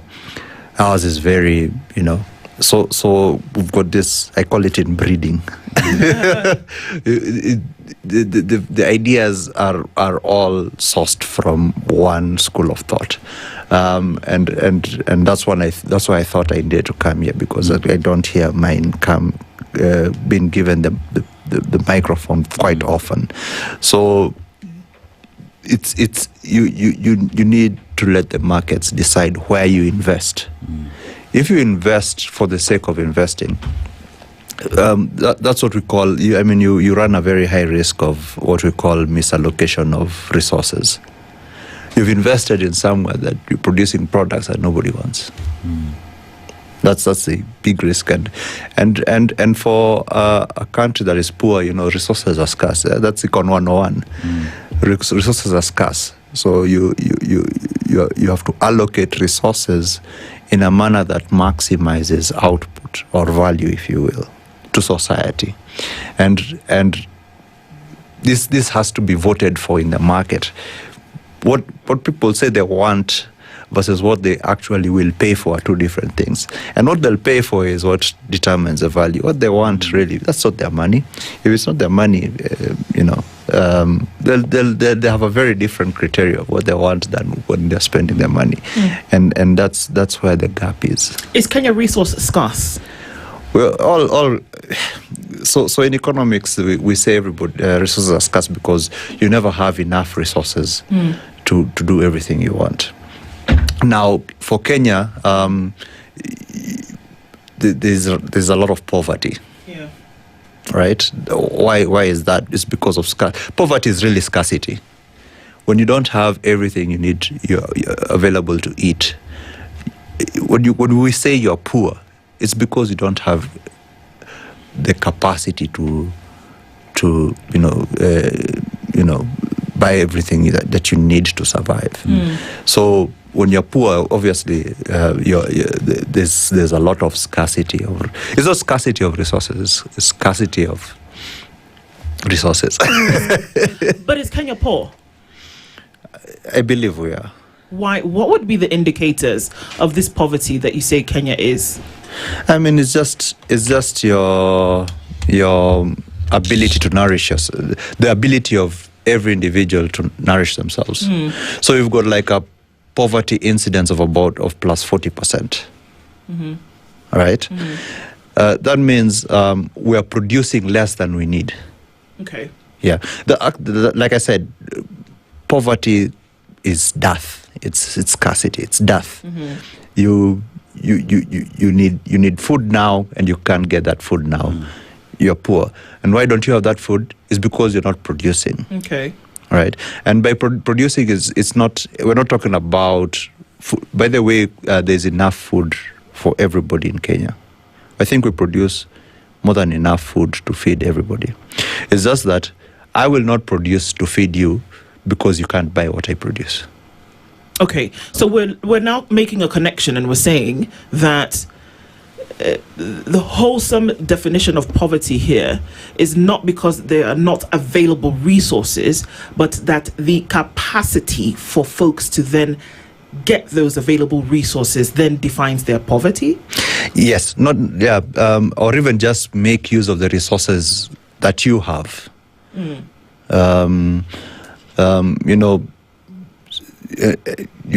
go into some place and they produce only one sort of good, but because they're not able to trade it for whatever reason, then they're not able to buy from somebody else. So they will not be seen as a market, right?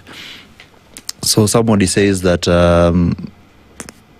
the citizen is both a producer and a consumer. You produce so that you are able to trade it for whatever you need. So you're supposed to produce in abundance, and that production then allows you don't have to produce everything you need. You just have to produce what other people need, then trade that in so that you can be able to afford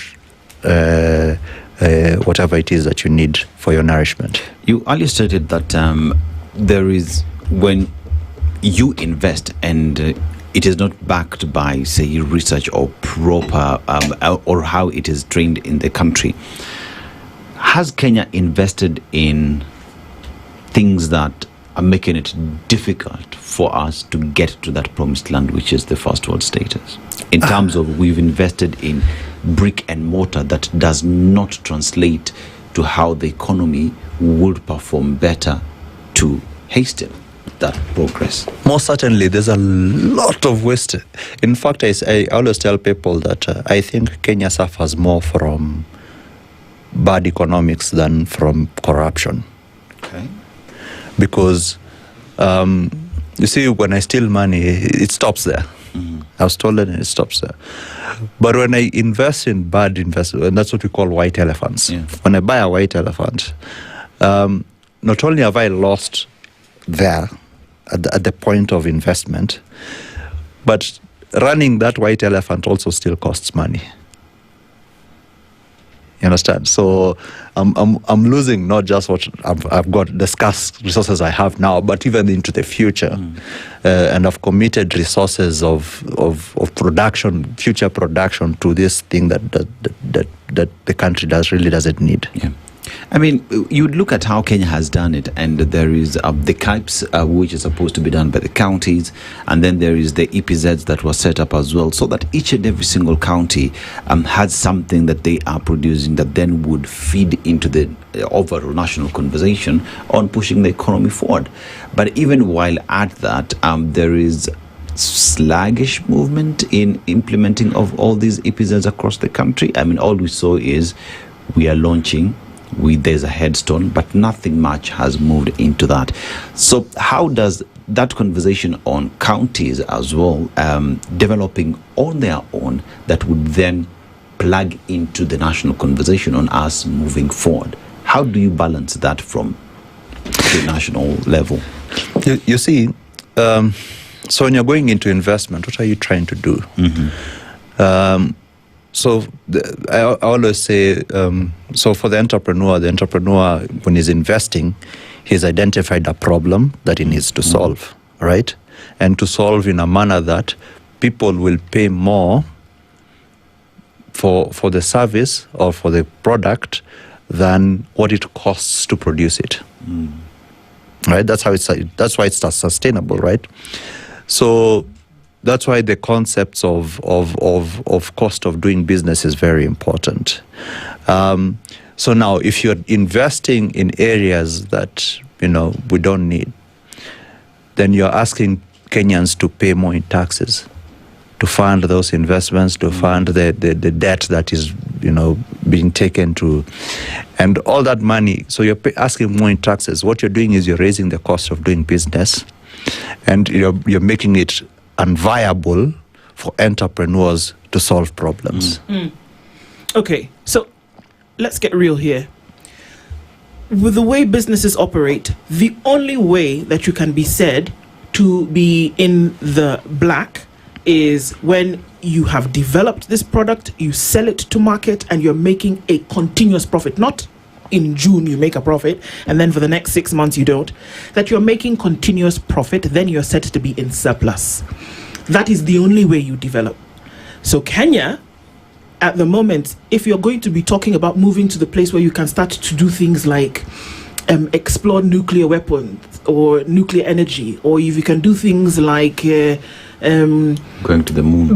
Going to the moon and sponsoring a spaceship to the moon, it is because you have taken care of your basic needs. And if you were to have Maslow's hierarchy of needs for nations, then it is because your people are not hungry and that you have gotten something that you're doing that is making you surplus. You have to be operating in a surplus.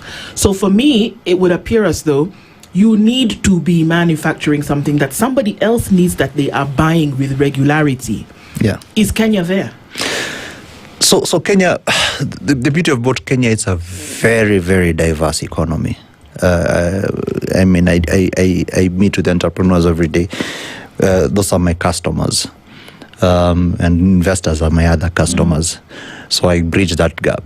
So Kenya is a very, very diverse economy, and that allows for a lot of mistakes. That's why, our politicians keep pulling us back, but somehow we are still trudging on. So you'll find quite a bit in manufacturing. There's even today, there's still investment going into manufacturing. There's still investment going into trade. There's still investment going into logistics. There's still investment going into. So all these places are still getting their investments. However, it is in spite of, not because of government support, right? Or government spending. So I think Kenya, and maybe it's because we liberalized early, then it allowed investment to go into certain areas that whether the government liked it or not. So things like avocado, I don't think that was consciously pushed by government, but it just blossomed out of demand externally. And you're seeing even now, I'm told some guys are converting their tea fields to avocado farms. Maize as well is converted to avocado. So you're seeing a lot of all this, and this is reallocation of resources. So people are moving from where they are loss making to where now they are profitable, because they are providing value for somebody. And just to correct something you said, well, let me not say correct, let me disagree. You can you see, what you produce is not, you shouldn't say you're producing to feed. Let's feed first and then figure this other stuff out later and pursue them. No, what you should be doing is creating value. Because everybody has their own unique endowments. So because of your unique endowments, I might not be a good farmer, but I shouldn't have to be a good farmer to have a good life, right? I should be allowed to produce what I can produce for whoever it is that needs my produce, right? And I should be able to access resources to put together products or services so that I can produce for somebody that may not necessarily be food, could even be entertainment, could be whatever. But that is of some value. That is of some, yes. So we're actually not disagreeing. Yeah, so but you have to create value. Okay, so is Kenya creating value? That's maybe that now we can ask based on that. Is Kenya creating value to the place whereby you say it can be recognized? Because the goal is the first world. I always say it's down to the system, right? So, for example, like in the private sector, there's a lot of destruction of value as well. But the good thing about the private sector is when you're in your loss making, you quickly run out of resources, and your destructive ability stops. The public sector does not have that corrective mechanism. So you can have a company like KQ losing 20 billion every year for 10 years straight, 20 years straight. You have Kenya Broadcasting Corporation, which has 50 billion shillings in debt. How did you get to 50 billion in debt? As a media house, what are you spending on? You see, you have my favorite actually is SGR. If you look at the revenues, SGR is pulling, we're talking about 23 billion a year. It consumed over 500 billion. Do you think that's wise investment? I mean, I know we're going for a break right now. Yes, but when you come back, I want us to look at how we are moving to this first world when you've not handled your basics, where basics is how is your health. A healthy nation should come in place to build this economy or to take us there? How is your education? Because then technology, research, is part and parcel of us getting to the first world. But let's take a break. Yeah, and then, getting into, because I assume that if you want to get somewhere, if you're going to bake a cake, at the very least, you should have the ingredients on the table. Or at least know the shop where you can buy the eggs. And that's my question. Do we know where we headed or what you need to get there? Okay. We'll continue with this conversation when we come back. It's 25 minutes to 8 o'clock, and Buanadere is here, and we're going to crack this thing. At least try. Good morning.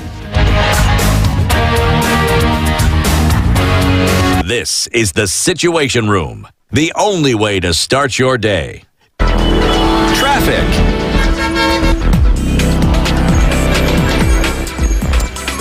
All right, so what are we looking at with traffic this morning? It is busier as you come on to North Airport Road today, and it's still busy, very, very busy as you get towards Embakasi and then try to sort out the issue with traffic. In and outbound traffic is busy on Embakasi, North Airport Road, and it's spilling over towards the Outer Ring at this point. Also, there is traffic on Jogo Road heading out towards Landis, and then it'll take you through towards Haile Selassie with some traffic here as well. So in and all of that, there's a lot of it.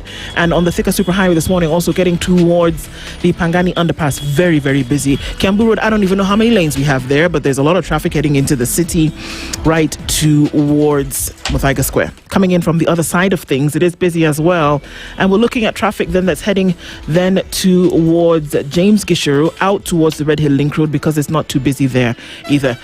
Let's keep it moving. Let's talk SpiceFM KE on X hashtag the Situation Room. Life hack on SpiceFM, brought to you by Gentle Care Baby Pants for the unstoppable baby and for the mother who cares. Gentle Care, wanna keep your baby dry and clean. Research demonstrates that developmentally appropriate play with parents and peers is a singular opportunity to promote the social, emotional, cognitive, language, and self-regulation skills that build executive function and a pro-social brain. The more time children spend in unstructured quiet play in the toddler and preschool years, the better their self-regulation abilities at ages 4 to 5 and 6 to 7 years. Life hack on SpiceFM, proudly brought to you by Gentle Care Baby Pants, world-class premium comfort diapers that feature quick max absorption technology and zigzag channels that distribute wetness evenly, so there's absolutely no sagging. It's smart, it's premium, and it's affordable. Join the unstoppable journey today. Grab a pack of Gentle Care Baby Pants at your nearest supermarket. Gentle Care Baby Pants for the unstoppable baby and for the mother who cares. Hi there, it's Yolanda Mulwa. Your mid-mornings just got a lot sweeter. We're celebrating a massive milestone because our friends over at the Karen Hub are turning 10. And they're not just celebrating for a day, they've lined up something incredible every single day from July the 12th to August the 2nd. I'm talking Wellness Wednesdays, Fashion Fridays, exclusive anniversary store offers, and a massive weekend experience you cannot afford to miss. Want to know how you can be a part of the celebration? Then tune in to Sugar and Spice every weekday from 11 a.m. and get all the details. So many forward here. Titles are on the line. Rivalries are at their peak. This is the final stretch where legends rise and champions are made. From the Saudi League to the Bundesliga and La Liga. Recharge your monthly subscription today to feel the pressure, feel the passion, feel the game. Every pass, every goal, every moment matters. Don't miss a moment. Renew your subscription and stay in the game. To renew your subscription, dial *858# for self-service or get in touch with our call center on 0719 077 077 for customer care. Buy a StarTimes decoder at any of our dealer shops countrywide. Download the StarTimes On app to enjoy all your favorite shows and stream live channels on the move. StarTimes, enjoy digital life. Sebastian Allaire. Mature, intelligent talk every morning. Spice up yourself.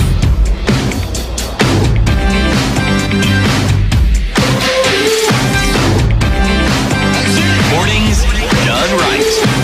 94.4 Spice FM, Nairobi. We're continuing our conversation this morning at now 21 minutes to 8 o'clock. Johnson Derry here with us, and he is a corporate finance expert, and we're looking at getting to the first world. Yes, Aseto? Yeah, like before we went the break, the question was, are we able to get to this first world if we've not handled our basics, education, having individuals who are able to then plug into that economy in terms of research and development, talk about tech where we are today? Are we able to say that we do not have an education population, yet we aspire to get to the first world, or we are struggling with education? Then there is health. Our health is a problem. You are having issues with treating the very population that you depend on to help you get to that first world status that you're looking for. Is that possible? Or how critical then is it to invest in these sectors that I've mentioned for that first world status to be a reality? Wow, a lot to unpack there. I was just trying to disentangle my thoughts here. So you've got a government that has decided to say, look, health will be on us, right? Education on us, infrastructure on us, right? It's a good thing that Kibaki let a bit of energy go. Yeah. So the private sector now is running with that. And of course, we're lucky also that we've got private sector investment in education and healthcare. Very lucky that. So you've got your own system of insurance and whatnot. But government has said, look, we're going to compete in this market. We're going to do this, right? The biggest problem now is pricing. Because then, how do you... because this has to be sustainable, right? Yeah. So do you price at the till? At the point of purchase, or do you price via tax? So we've got some sort of mix of that, some wild mix. So you've got people pay a token at the till. So when you go to Kenyatta, you go to Mbagathi Hospital or wherever, you'll pay their bit. Education, you might pay a bit. Okay, we try to make primary education free. It is not. but there have been fees creeping in one form or the other. So it's yeah. So reality checks in, right? So I would have much rather resources go towards funding investment where incomes can rise, right? So that people can participate more robustly in the economy, and that way they are able to pay their way around things, rather than trying to make things less expensive for everybody. So you start hiding costs in government spending and taxes, and then now you start borrowing. And then over time the bill gets bigger and bigger and bigger and bigger, and at some point you're just staring at default, which many countries are experiencing that as we speak, including what we call first world countries. If you look at Japan right now, been running crazy budget deficits forever, since mid-80s, I think. So it's taken that long this is when they're beginning to feel the pain. UK is going through the same thing. US, the budget deficits are legendary, but one might argue that war was part of them. But if you look at their spending, a good chunk of it goes to welfare spending. So you're funding consumption today, and you're taking away resources from investment. So where is tomorrow's employment gonna come from? So it's really how you. The question you ask is about how we've organized our economy, and I think the government has taken too much. It's bitten more than it can chew, and what is happening then is not even indigestion. It can't even swallow. So you've got a serious structural problem, and we have to probably have to restructure this economy. Okay, so what are the ingredients towards a developing economy? Yeah, so there are about three things that matter. So many people like to pursue this from a sectoral perspective. Okay. But for me, that's not what it is. What it is you look at employment, We start from a truism where everybody, we say man's needs and wants are unlimited. Mm-hmm. So all you need to do to get employed is to pick out whatever need or want that has not been satisfied and try to satisfy it economically. So you create, so this guy wants this itch scratched. He'll only pay so much because obviously it's not gonna, there's only a maximum for every product, a maximum price, right? So if you're able to supply a product at a price lower than what he's willing to pay, he's always gonna pay. Mm-hmm. And that's how employment is dealt with. So the more employed people you have, and the less people you have to, if you argue that one of government's role is to help the poor, then you'll have less poor people to help. Yeah. Right? So one of them is creating employment. So you need an environment that allows for employment creation. And that's why entrepreneurs will talk a lot about cost of doing business, which is very closely linked to cost of living. When the cost of living goes up, the cost of doing business is also going up. Okay. All right. So that's one of the reasons one of the reasons we track inflation, because we need to ensure that the cost of living is low, so that the environment in which people are investing and trading is stable. And when you have that, it's easier for entrepreneurs to invest, to work together with investors to invest, and you create employment that way. And the more, the richer you get is by how productive you are. And production is really productivity, not production. Productivity is really a function of ultimately investment. To illustrate this, I'll just simply ask you, the porter versus the guy the guy with the truck, who is able to carry more stuff? Obviously the guy with the truck. Why? Investment. He's got capital. That capital is what is able to move stuff, and that stuff is what. So if you look at the higher income countries, is because the capital invested per person is much higher than countries like Kenya, where the capital investment is much lower. But then there's also a twist to that. It's not that Kenya has invested a little capital. Is that the capital that is actually going into producing stuff that people want is low. There's a lot of capital that has been invested, that has been acquired, that goes into production that nobody needs. So that we exclude. I mean, you've said cost of living is high, cost of doing business is high. And all those things are pegged, one would say, on the taxation regime that a country would have. And we live in a country where what's going to happen next year is not predictable of what we have today, because it keeps on changing. Every budget cycle changes. That no investor would want to come into a market that they're not sure of what the taxation regime looks like. Now, how has that stopped us from addressing the cost of living? Because taxation regime is not constant. That means we are spending more, or we are importing things that we could be producing locally. How does that put us on a chokehold in attaining that development level that we want to get to? So the concept that arises to mind when you speak about that is competitiveness.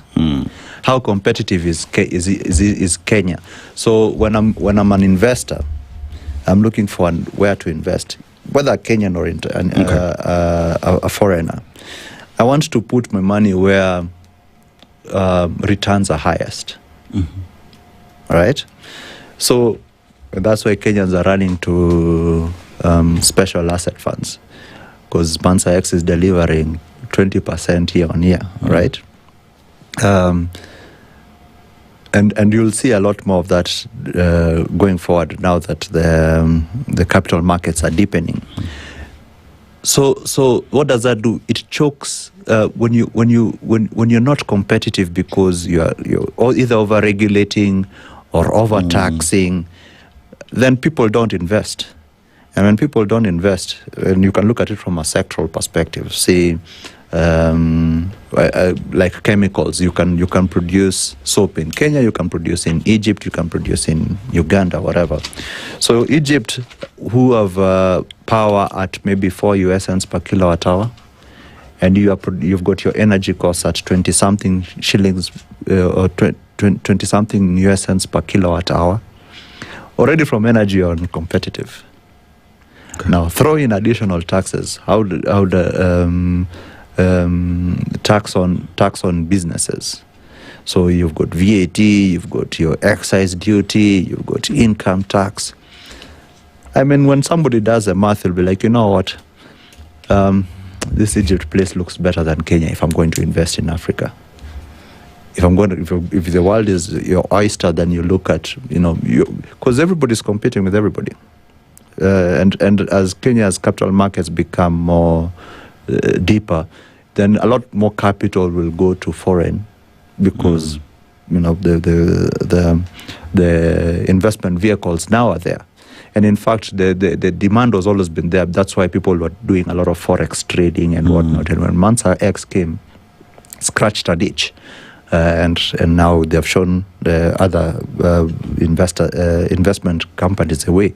So the investment companies are going to be rewarded because they're able to allocate capital to where returns are best. And so when you've got Kenyans now putting money in places where returns are best, that might mean that our entrepreneurs are starved off of Kenyan savings. So then how do you create employment? So the question of competitiveness absolutely has to be addressed before now, we can start talking about investments that start attracting investments. That's when you talk about competitiveness, then I look at the mother word there, which is competition. And in order for you to be in a competition, you have to come ready. Yes. And so this is what I've been asking. What are those elements that are going to have you come ready? Because how can you say you will come and compete at the table when your people are hungry?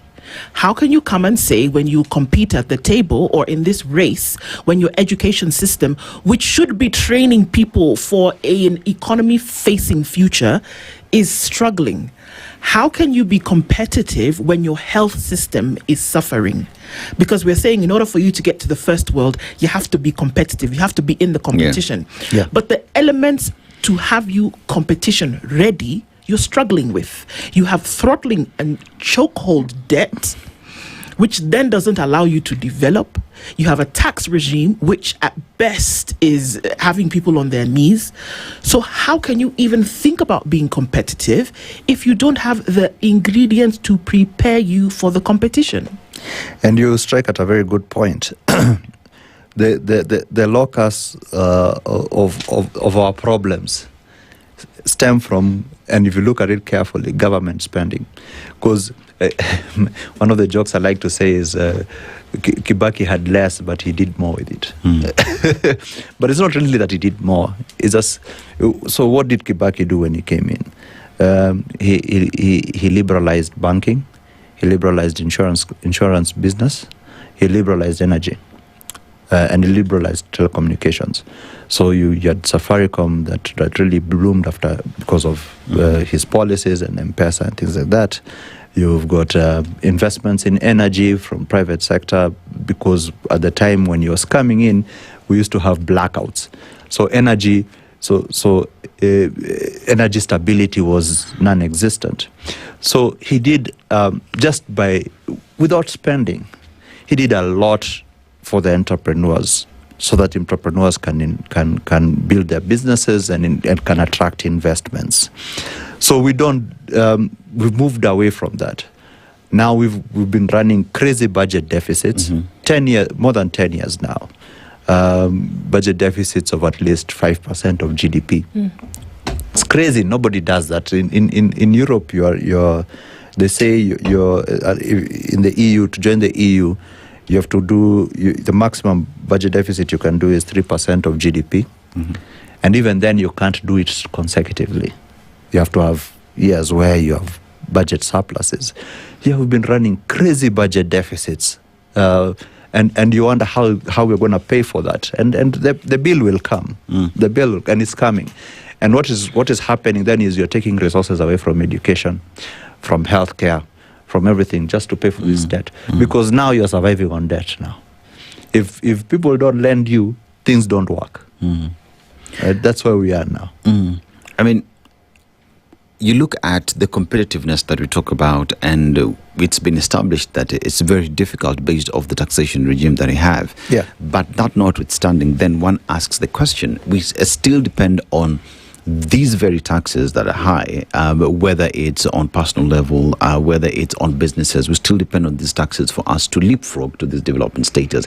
And one question we always ask, can you tax your people to develop into prosperity? Into prosperity, because that is the notion that is here. You will suffer for a very short time, but look at the bigger picture.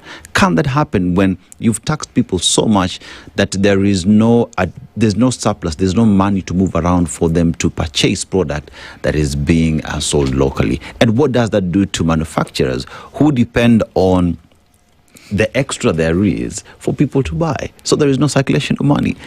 Yes, and So again, the locus comes from the spending. Why are you taxing highly? Because government has said it needs all the money it can get. Okay. And you can only do that for so long because I think the first murmurs about taxation came towards the end of Uhuru's government. And then and then the question was, should we put VAT on fuel? Should we put VAT on cooking gas and whatever? And then there was a whole hullabaloo that I think there was some sort of compromise where VAT was 8%. Yeah. And then when this government came in, I think they looked at the numbers. And because they didn't want to cut spending, doubled it to 16%. Yes. It can be reversed because the entire problem is really just around government spending. It can be reversed if we cut spending. The assets that the government has that doesn't serve it. So can the government get rid of some of these assets and use the proceeds to cut down on its debt, which is a big driver of the quest for taxation. But on the flip side, also, you see, you also attract investment in those liberalized sectors. So why is the government still holding a Consolidated Bank? Why is the government still holding a KQ, which gobbles up like 20 billion? So what you're saying is you're going to take money from people so that they cannot be able to afford milk, and you're going to put it in KQ, offering for a service at a cost that nobody is willing to pay. That's why the losses, right? So it's like I said, a whole restructuring of our economy needs to happen, and the resolution needs to start from government spending. And until that is addressed, discussion of competitiveness will never be addressed. Will never be addressed. There's some work going on in terms of liberalization, even in the railway sector. So that's useful, and maybe that can build up the revenues on guys like SGR or whatever. I like the additional, the luck we are enjoying with Lamu Port. That was another white elephant, right? We're enjoying some luck because of Strait of Hormuz. Yeah, so it's now getting a bit more use. But one of the things I would do is why not make the entirety of Lamu an SEZ? So that you can have additional investment there. Manufacturing works well around coastlines. That's almost a truism. If you look at all industrial cities, they're either next to they are port city next to either the ocean or a navigable river. There's a reason for that. So there's just some things that the examples are out there of how people like Hong Kong, who inspired Singapore to develop and leapfrogged from third world to first world, I think we keep picking the wrong lessons from these examples, and we look to reinforce that which we're trying to do here that's gone so wrong. So, for example, we've invested in so we've got the infrastructure fund, but we also had Kenya Development Corporation, which could have done the same thing. We have so many investment companies owned by government to support infrastructure entrepreneurship in Kenya. But how is that working for us? And I guess that's what lingers, and that's the question that lingers. There's some things that we really need to look at, and I'm just coming from the place whereby if you're not ready to take the full hog, then don't mention it at all. Johnson Derry has been here with us this morning. Thank you for sharing your insights with us as we look into the Kenya that many want. First world. Okay, we'll see. Good morning. Yeah. It's 8 a.m. The latest news from around the world. 94.4 Spice FM.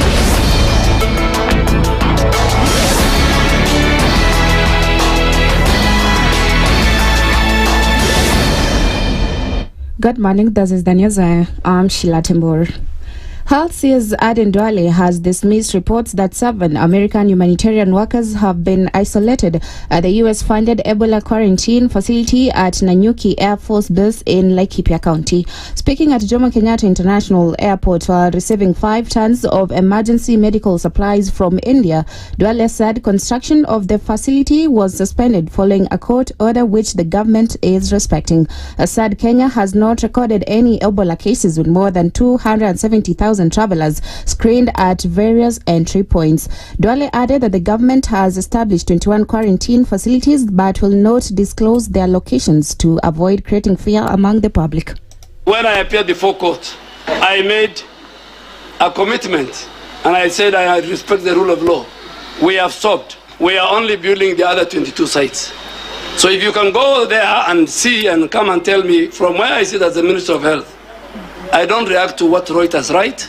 What I said is what is happening. We have complied with the court order. Our labs are on high alert. Now we have 2 mobile laboratories in the western part of Kenya, along the border with Uganda. We will not disclose where our isolation and quarantine stations are. If I say this hospital is a quarantine station, you know what will happen. Even Kenyans will not go to that hospital. The 60 million shillings donation from India includes personal protective equipment, sample transportation kits and other medical supplies to boost Kenya's preparedness against a possible Ebola outbreak. The fate of UHC workers remains uncertain as health unions maintain their strike demanding implementation of the CBA and better working conditions. The unions want the workers move from temporary contracts to permanent employment with benefits, saying the current arrangement denies them job security. We are ready to stay outside our workstations for as long as the Council of Governors is also on strike. Because they are the ones on strike. We agreed they signed CBS, they refused. We agreed they were supposed to confirm UHC as staff to PNP. They were even given the money, they have refused. So it is the governors who are striking. We have just joined them. And they will decide when they want this strike to end. Because what we are seeing between the Council of Governors and the health workers is play of cat and mouse. In other news, the government has begun a comprehensive review of laws that are unconstitutional, outdated or redundant in a bid to align the country's legal framework with the 2010 Constitution. Attorney General Dorcas Odor has announced the formation of a multi-sectoral committee that will oversee the process in collaboration with the Kenya Law Reform Commission and other justice sector institutions. The committee will examine laws that conflict with the Constitution, those already declared invalid by courts but remain in force, and outdated legislation requiring amendments. Odwar says the review will strengthen the rule of law, improve transparency in the justice system, and remove laws that no longer serve the country's current needs. The committee will submit its recommendations to the government and parliament for consideration and possible legal reforms. Legal framework is the foundation of economic progress, social justice and political stability. By aligning our laws with our constitution, we will reduce litigation, protect public resources and build a more predictable legal environment for all Kenyans. With these remarks, it is now my distinct honor and privilege to officially launch the Multisectoral Committee on Legislative Reform and Alignment. And I hope that we are calling upon the members of the public, if you know of any laws that you think are obsolete, are unconstitutional, or laws that should be amended, we now have an opportunity to relook at these laws and deal with them and make them responsive and make them constitutional. And Chief Justice Martha Koome has suspended a judge arrested by the EACC over allegations of soliciting and receiving a bribe in connection with a court case. EACC says the judge and a court officer were arrested after allegedly accepting 150,000 shillings out of a demanded 170,000 shillings to influence a case outcome and secure a non-custodial sentence. Koome said disciplinary proceedings have begun and reaffirmed that the judiciary has zero tolerance for corruption and misconduct. She added that the judiciary will cooperate fully with the EACC investigations and that any officer found guilty will face action. Meanwhile, EACC Central Regional Manager Jafet Baitalu said the commission will continue taking action against individuals involved in corruption within public institutions. And they arrested them, charged them, and got the money from them. Our covert operations, covert investigations indicate that there has been more interferences, there has been more compromising in even more serious cases than this one. So we are when we put our pieces together, we may establish a prima facie case also on those other instances where they have interfered with justice. And that's the news. I'm Sheila Timur.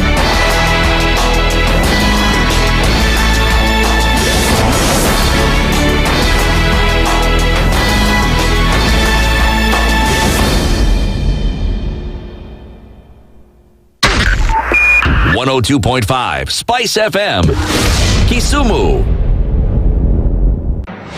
The following takes place from 6 a.m. to 10 a.m. every weekday on Spice FM.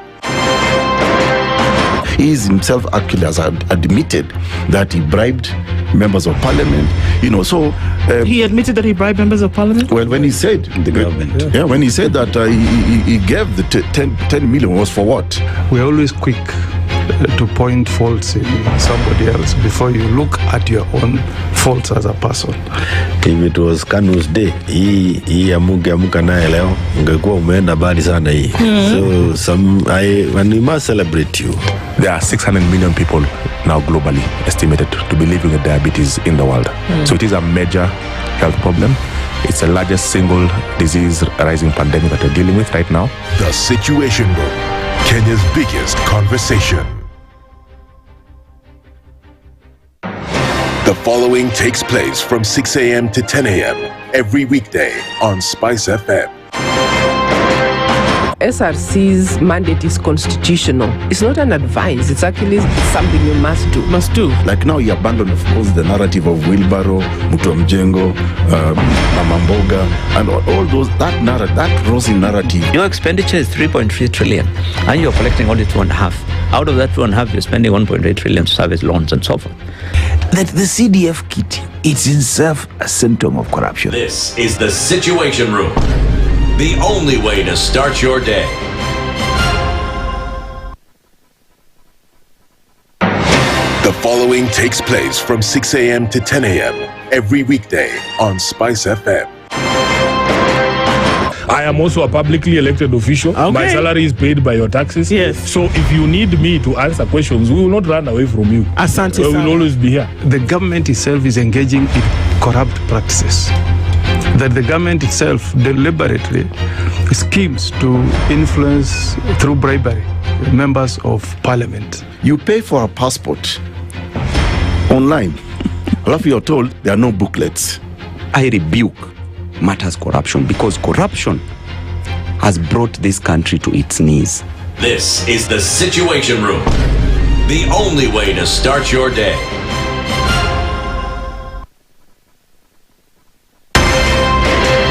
One of the things that are ailing our country is negative ethnicity. You find you as a state officer, instead of thinking as a Kenyan, you think like a tribal person. Let me tell you something. The biggest problem we have had in this country is a leadership deficit.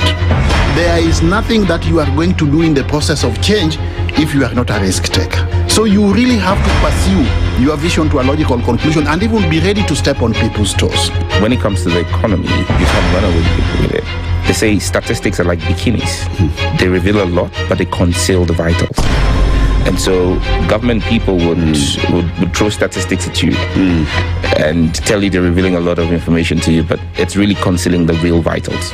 We need to get out of that, because when we want to grow our democracy, one basic thing that really requires to be understood by the political class, by all of us, is institutions are critical. This is the Situation Room, the only way to start your day. Mature, intelligent talk every morning. Spice up yourself.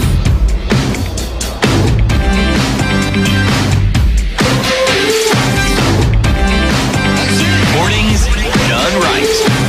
94.4 Spice FM, Nairobi. All right, we're coming into it at 10 minutes after 8 o'clock. And thank you for being here in the Situation Room this morning. We're going to be looking at whether, if you have been impeached, you should be allowed to come for public office. And we're going to widen this conversation a little bit. Because we're also going to ask that if there has been an investigation that is touching on you in one way or another, or if there is alleged misconduct and you serve in a public sphere, public office, should you then step aside while investigations continue? As we have seen is the practice in other progressive jurisdictions. We'll talk about that this morning with Nuruddin Kagai. He'll be with us in a short while. That's our Justice Thursday conversation. But before we do that, Bomba. Yeah. You know, we often talk about driving regional integration and economic progress here in East Africa. Now, this is happening between Kenya and Uganda. How? Because Kenya Pipeline Company is connecting both of these countries with a very important product, which is petroleum products, which many say is the backbone or the engine that propels the economy.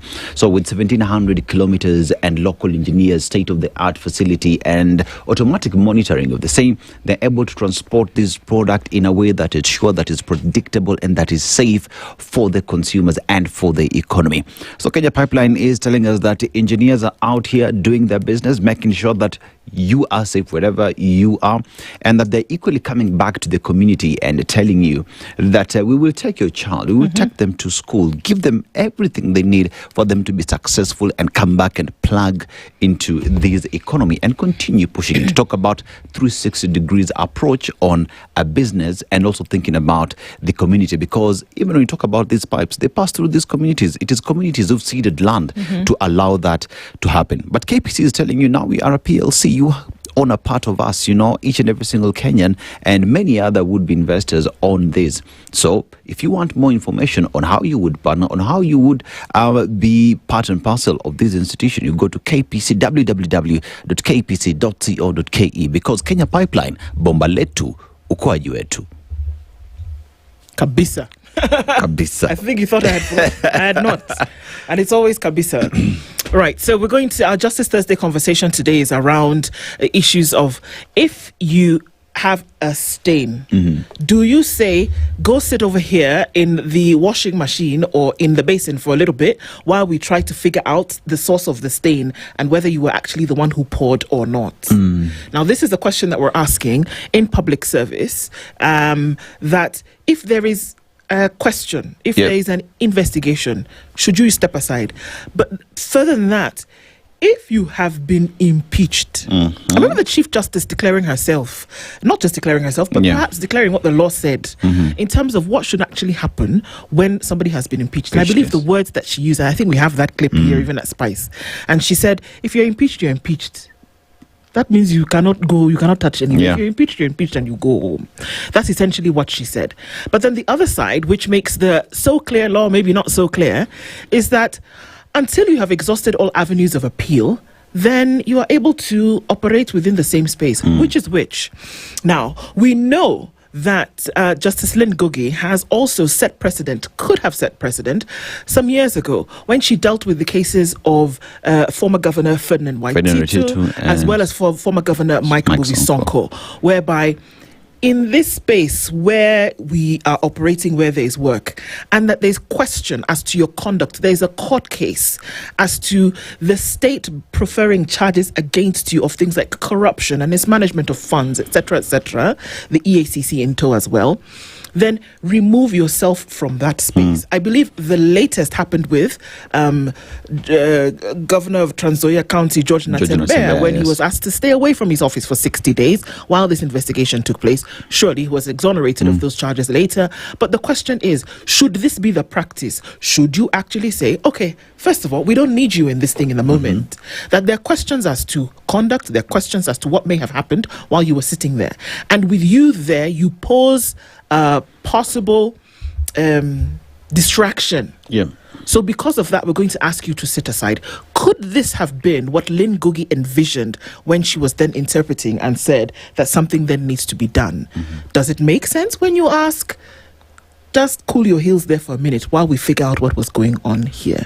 It does make sense, because then if you are at a position of a governor where you're handling resources of a county and there are questions on how you've handled these resources, the most sensible thing for you to do is to stay away from control of these resources as investigations continue. Same would apply within police. You are the one who's giving orders to your juniors. When investigations are there against you, knowing very well that you order your juniors and you are at that high position, the best thing to do, or the most sensible thing to do, is for you to stay away from control and issuing these orders to your juniors so that investigations can again be conducted by the very juniors, but with you outside not giving these orders, right? So it would happen to every other institution, because when there is a speck in your eye, you remove it, you don't look at a log. That's exactly what other courts have pronounced themselves. That in the meantime, as we go through investigations or we prosecute this matter, stay away from that office so that justice can be seen to be delivered. But is that the case? Is that where we find ourselves today? Well, obviously it's not. And I believe that it was here in this country where somebody said, I would rather die than resign.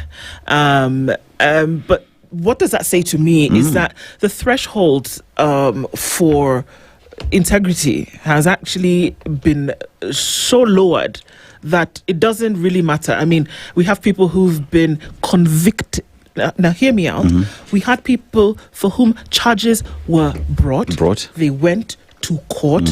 There was a trial. They were convicted and sentenced and fined. And spent time in jail. Yes. We're not talking about remand prison, jail. No, but still prison. Yeah. Still came back, vied, and won. And were cleared by all the agencies. Were cleared by the agencies to run in this election. Why? Because apparently the Constitution allows you room to appeal. Exhaust all avenues of appeal. Yes. Right. Yet, the courts have pronounced themselves that you are guilty as charged. So, because the law is very clear. I have a question. When you appeal, does the judgment get overrode, that one? Okay, just hold on. Because the law is very clear. And so the people who can clear up the law, lawyers, they're here. And our Justice Thursday conversation is around all of these things. Nuruddin Kagai is an advocate of the High Court, and he's here with us this morning. Good morning, Wakili. Good morning. How are you? Sorry, I'm late. Nairobi is not working. We need a change of governance. Oh, here we go. I said lawyer, not a politician. They go together. I just wear different hats depending on the day. Depending on the day. So this is a day where you can wear the double hat. Yes. Because this conversation that we're having today is duplicitous in nature because of the fact that these things often bleed one into the other. Yes. But you know what we'll do first? Yeah. You will interpret a proverb for us before we get into this conversation. Yes. Yeah. Today we're in Madagascar. All right. You know King Julian? Yes. I like to move it. Yes. If you want to see King Julian, you can only see him in Madagascar. 90% of the wildlife only exists in that country. The coastline, because it's the largest, the fourth largest island in the world, is 5,000 kilometers. Think about that distance is like leaving London, going all the way to Dubai. But that's the shoreline of this amazing country. It's also vanilla country. They are the largest producers and exporters of vanilla. So if you like your cake with vanilla laced, just know you're having a piece of Madagascar. But the proverb, the person who sells eggs should not start a fight in the market. How would you interpret it? He who has things to hide should not go for any war, because at the end of the day, whatever they're hiding most definitely will come out. Where? Okay. So Ali. So we kind of laid the ground, but let's just go over this just a little bit so that you can now help us through this very clear law. Yeah. All right? That we know that the law says that you can exhaust all avenues of appeal when it comes to something. But we're dealing with many things here. The question we asked about something that's impeachable and somebody's actually gone through the process and has actually been impeached, should this person then be allowed to come back and run for public office? That's one. But then we're also seeing very many scenarios play out in the moment. One of them is this very public case of Albert Ojwang, whereby we're hearing that the orders to commit a crime were given from the very top. And this is one of the runners in this entire activity who has said this happened. Now, in cases like that, should the people along this trail actually say, you know what, let me then step aside and allow investigations to continue? This is all happening within the same vacuum whereby somebody has gone through a court case, has had charges preferred against them, has gone through trial, has been convicted, has been sentenced and fined, and has actually served time in prison, can come back and be cleared by EACC, IEBC, everybody see, and then still come and run for an election and win and sit in parliament. Okay? That has happened in Kenya. Justice Lynn Ngugi, which maybe set precedent in one way or another some years ago, in the two cases of former Governor Ferdinand Waitito and former Governor Mike Mbuvi Sonko, said, if we are investigating a certain thing, we ask you to step aside from office. The same thing was preferred upon George Natembe a couple of some months ago, where he was told, for the next 60 days, we don't need you here. Now, what does that mean? You take your office with you, you don't come to the physical premises, you don't continue doing your duties as... So you see how many things we're asking at the same time, Wakili. What is the actual status? When I walked in, you were saying how the law is very clear. Indeed. I remember when I was doing my pupillage, people used to tell me that the law is very clear, but he cannot guarantee my eyesight. So it depends from which part of the law you're reading it. So that was he used to tell me that back in the day. May he say rest in peace. So you asked very fundamental questions. Number one, let's just take even the Albert Ojwang case. As you rightfully say, there are names that are being thrown left, right, and center as to possible people that had a say or had played a role in this case. Now, the reason why we came up with the issue of stepping aside, why it works most of the time, for example, in corruption cases, you see, if you are found to have any corruption case, if you're a CS or a PS or supply chain manager, procurement, you step aside so as not interfere with investigations. So when you're out there, you're barred from actually getting in touch with witnesses, or because if you're in office and you're being investigated, we are human beings. You will cover your tracks. Yes. We have to be honest.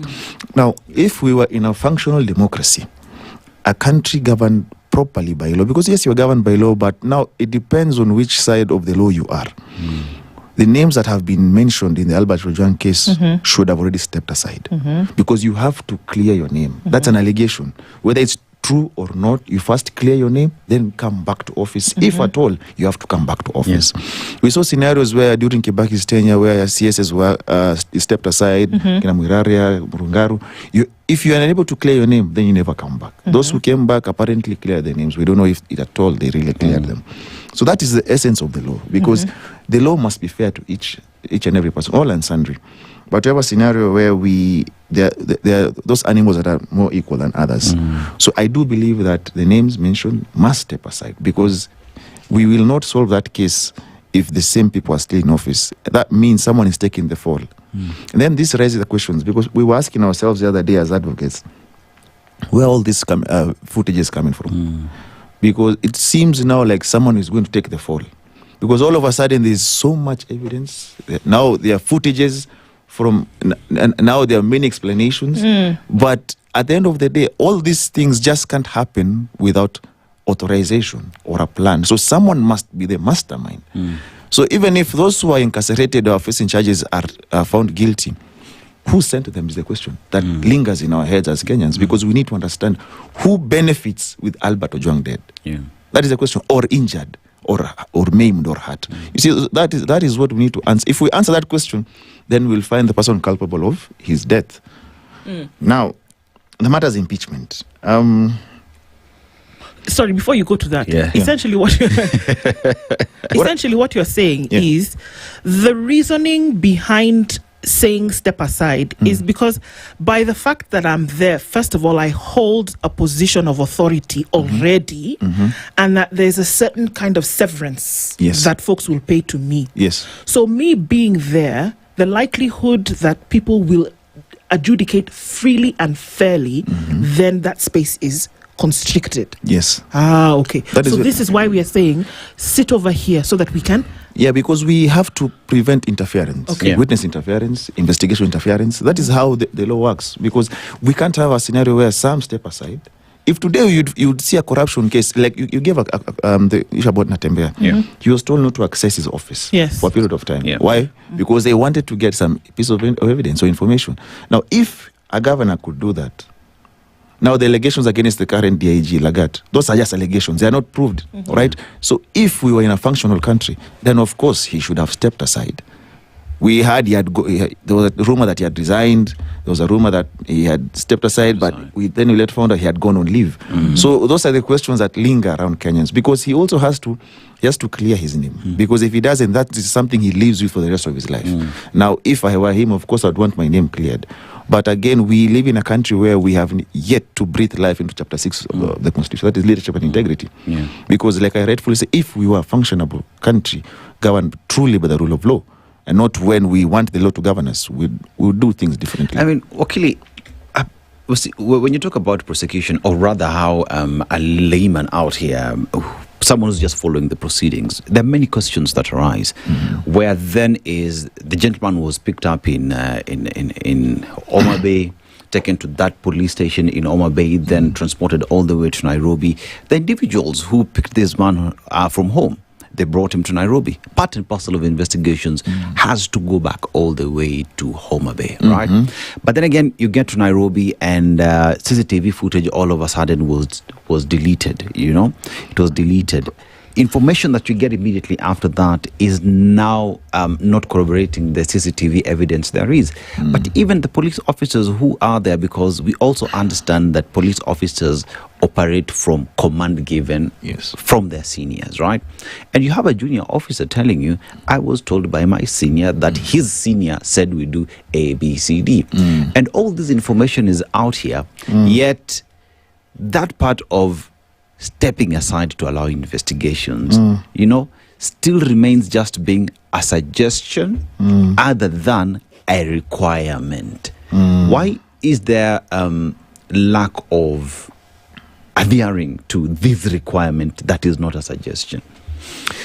Again, it has to stem from the fact that of how we run our country. You see, I always say that most of these institutions are not independent. And that is the truth of the matter, because you will find there's either political influence or there's just some influence from somewhere. Now, you have a scenario where we had a very good constitution that we passed and we were happy about, but we never really solved something called police reforms. We just changed the name from force to service, and we said, boss, this thing is clean. Changed uniform. And changed uniform a couple of times. Now they're back to another one. Now we don't even another president comes, will decide people to wear green or black. So at the end of the day, that's all the things we change. So what is interesting is that we have to change. We have to do a lot of reforms in the police sector, because one, we need to understand the training they go through. What happens in Kiganjo? Because it's like they're trained to hate the people they're supposed to protect. They say utumishi kwa wote. But if you look at their training, is like protect the crown. The old ordinance back in the day, that is the training they have. Because if you look at, for example, even people have this picketing and demonstrations, by and large they are peaceful until a tear gas canister is low. And there are some cops who still believe there's an offense called illegal assembly. You ask them, what is that? In this day and age, they do not understand that. So we need to do a lot of, one, civic education to those police officers that actually work for us. That is very true. Number two, a lot of reforms are needed in the police service to actually make it a service, not just a force. And to say that we actually never made it a service, to date, we still hear horrific stories of we still have torture chambers. We thought they ended with the new constitution. But those who are abducted, they tell you they were taken to an alley somewhere in a basement. Some were tortured. Some were taken to dams. You know the things you hear. It's like a Rambo movie, and that tells you that we really never changed. It was just some cosmetic change, you know. So unless we do that, we will never progress, and that service will never become utumishi kwa wote. It will be utumishi kwa the crown. Those who are in power are the ones who are actually served. And the worst thing is that, like you rightfully say, the junior officers always get the fall because orders from above can't be proved. How do you prove me orders from above? There's no letter. There's no phone call. You didn't record it. You didn't record a phone call. There's no SMS. Yes. Okay. It's as simple as we meet where fanya hivi. And you know now they have to respect the crown. Because the person dealing with the matter is the junior officer. Because if you don't do what that order is saying, you'll find yourself in Lokichogio, Turkana tomorrow. You'll be sent somewhere else, and that is a sad reality. So those are the punishments they get. Like for example, the OCS that was arraigned in court, the Langata OCS that actually released these protesters, he was transferred to a remote area because of that. While he has power to do the same, if he sees this arrest, this is nonsensical, just let these guys go. So those are the things we need to look into. Until we do, then that we will just remain here lamenting. The similar thread runs with impeachments. Yes. I think that I know that we know that there have been a number of impeachments in the country, and a number of those are still imagining that they could run for public office. Now, there's what the Constitution says, and then there's what public opinion is. Can you then clarify between the two, whether it be an opinion or a statement of law, in terms of what you can or cannot do? Well, you see, in law, there's something we call the doctrine of exhaustion. You can have a matter decided by a judge, let's say the magistrate court, and you feel that you're still aggrieved. And that is why you see sometimes when people appeal, judgments are set aside because you see that it was found that either the judge or magistrate erred in fact and in law. Because they're also human beings, and because it's also persuasion, how you persuade the court through your submissions and documents. So you can feel that, hey, this decision is unfair. So when you appeal, sometimes all the time, people get a favorable judgment after an appeal. So what we have in Kenya, we have one problem. By and large, impeachment processes are political. So you find someone might have some serious political aspirations and is seen as a threat. You see, and so they decide to stop this threat, they bring a motion for impeachment. And once you get that on you, you're as good as gone. So now you have to and we have had allegations that sometimes even senators receive packages. That is an allegation that we have to substantiate one day. If it's true, then that is very sad. So you have a scenario where people are removed from office through a political process. So let's take, for example, Rigathi Gachagua. You see, when they were doing the impeachment, I told a friend of mine who was actually handling the impeachment case for Senate, I told him, the mistake you guys have done is that you have denied him audience. And he'll go to court and claim the process was flawed. And that's what he's doing. In that, he said, I was sick. They still had 2 more days for the process. He just requested that give me another date to come back from hospital and address those issues. Now, when you decide to judge someone without them being there and hearing what he's saying, how is that process legally sound or fair? It's not. So those are the challenges we have with this impeachment process. Now, the issue about exhaustion, the truth of the matter is that up until, you're innocent until proved guilty. Now, when the last nail is put on your coffin, that is when you're as good as gone. And a good example is Mike Sonko. Sonko chased he took his case so fast to the Supreme Court until they put the final nail, and they're like, you know what, you're done. So he's out. If you look at Gachagua, for example, and I commend his advocates, his case is yet to really take off because he's had so many applications. And that's a legal tactic which we commend the advocates. They know what they're doing. Because the more time they buy, the more they get to the Court of Appeal, they move to the Supreme Court. So he's looking for a way he can actually vie. Now, up until we have exhausted those legal mechanisms, then, as she rightfully says, they are allowed to vie. But now, is it morally sound is the question. That's the question. Because I want us to take a breathe. Woo! Because you've just said something and Dennis doesn't like it. So we'll figure that out when we come back from this break, because we're asking the question. So Wakili has just dropped the bombshell and said, until that happens, guess what? They're allowed to vie. Okay, we'll come back. We'll talk about it. This is the Situation Room, the only way to start your day. Traffic. It's a busy morning, and looking at traffic still in parts of the city today. On the Thika Superhighway, still heavy as you get towards the CBD, and it's also still heavy coming off of certain parts of Airport Road, North Airport Road, and Ngong Road doesn't look too bad. And into the CBD also is not crazy traffic, at least not for now. So it's normal from what we can see, and let's see how that continues through the day. We'll talk SpiceFM KE on X, hashtag the Situation Room.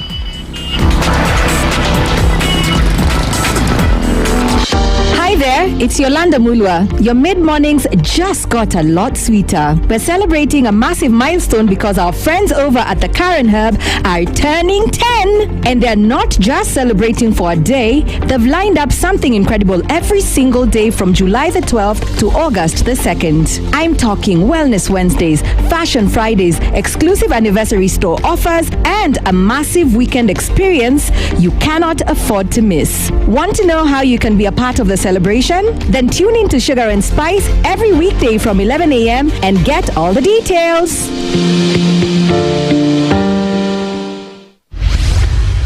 Mature, intelligent talk every morning.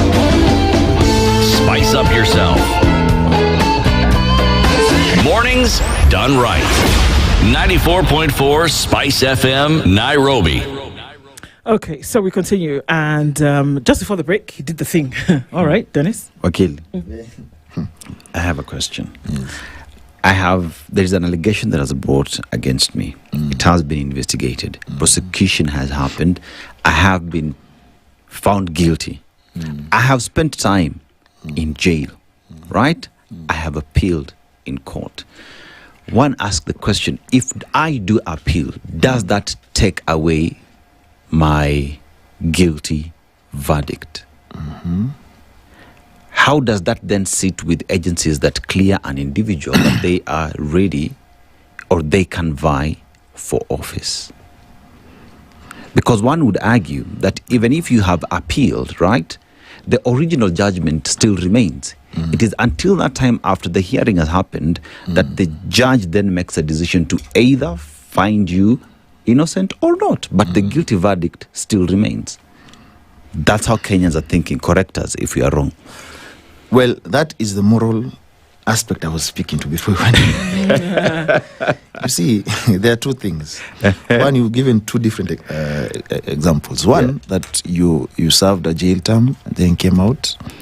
Then there's this impeachment that now means that you cannot, but then impeachment means you're permanently done. It means you're gone. You and politics, you've retired. Do you think Parliament enjoys quasi-judicial powers? Yes. Okay. So we tell you that, you are goodbye. You are done. I hear people say 10 years. I don't know who said they have to come back after 10 years, but it's permanent. So the reason why we have courts is because, like I rightfully told you, this thing is by and large political. It's a political process.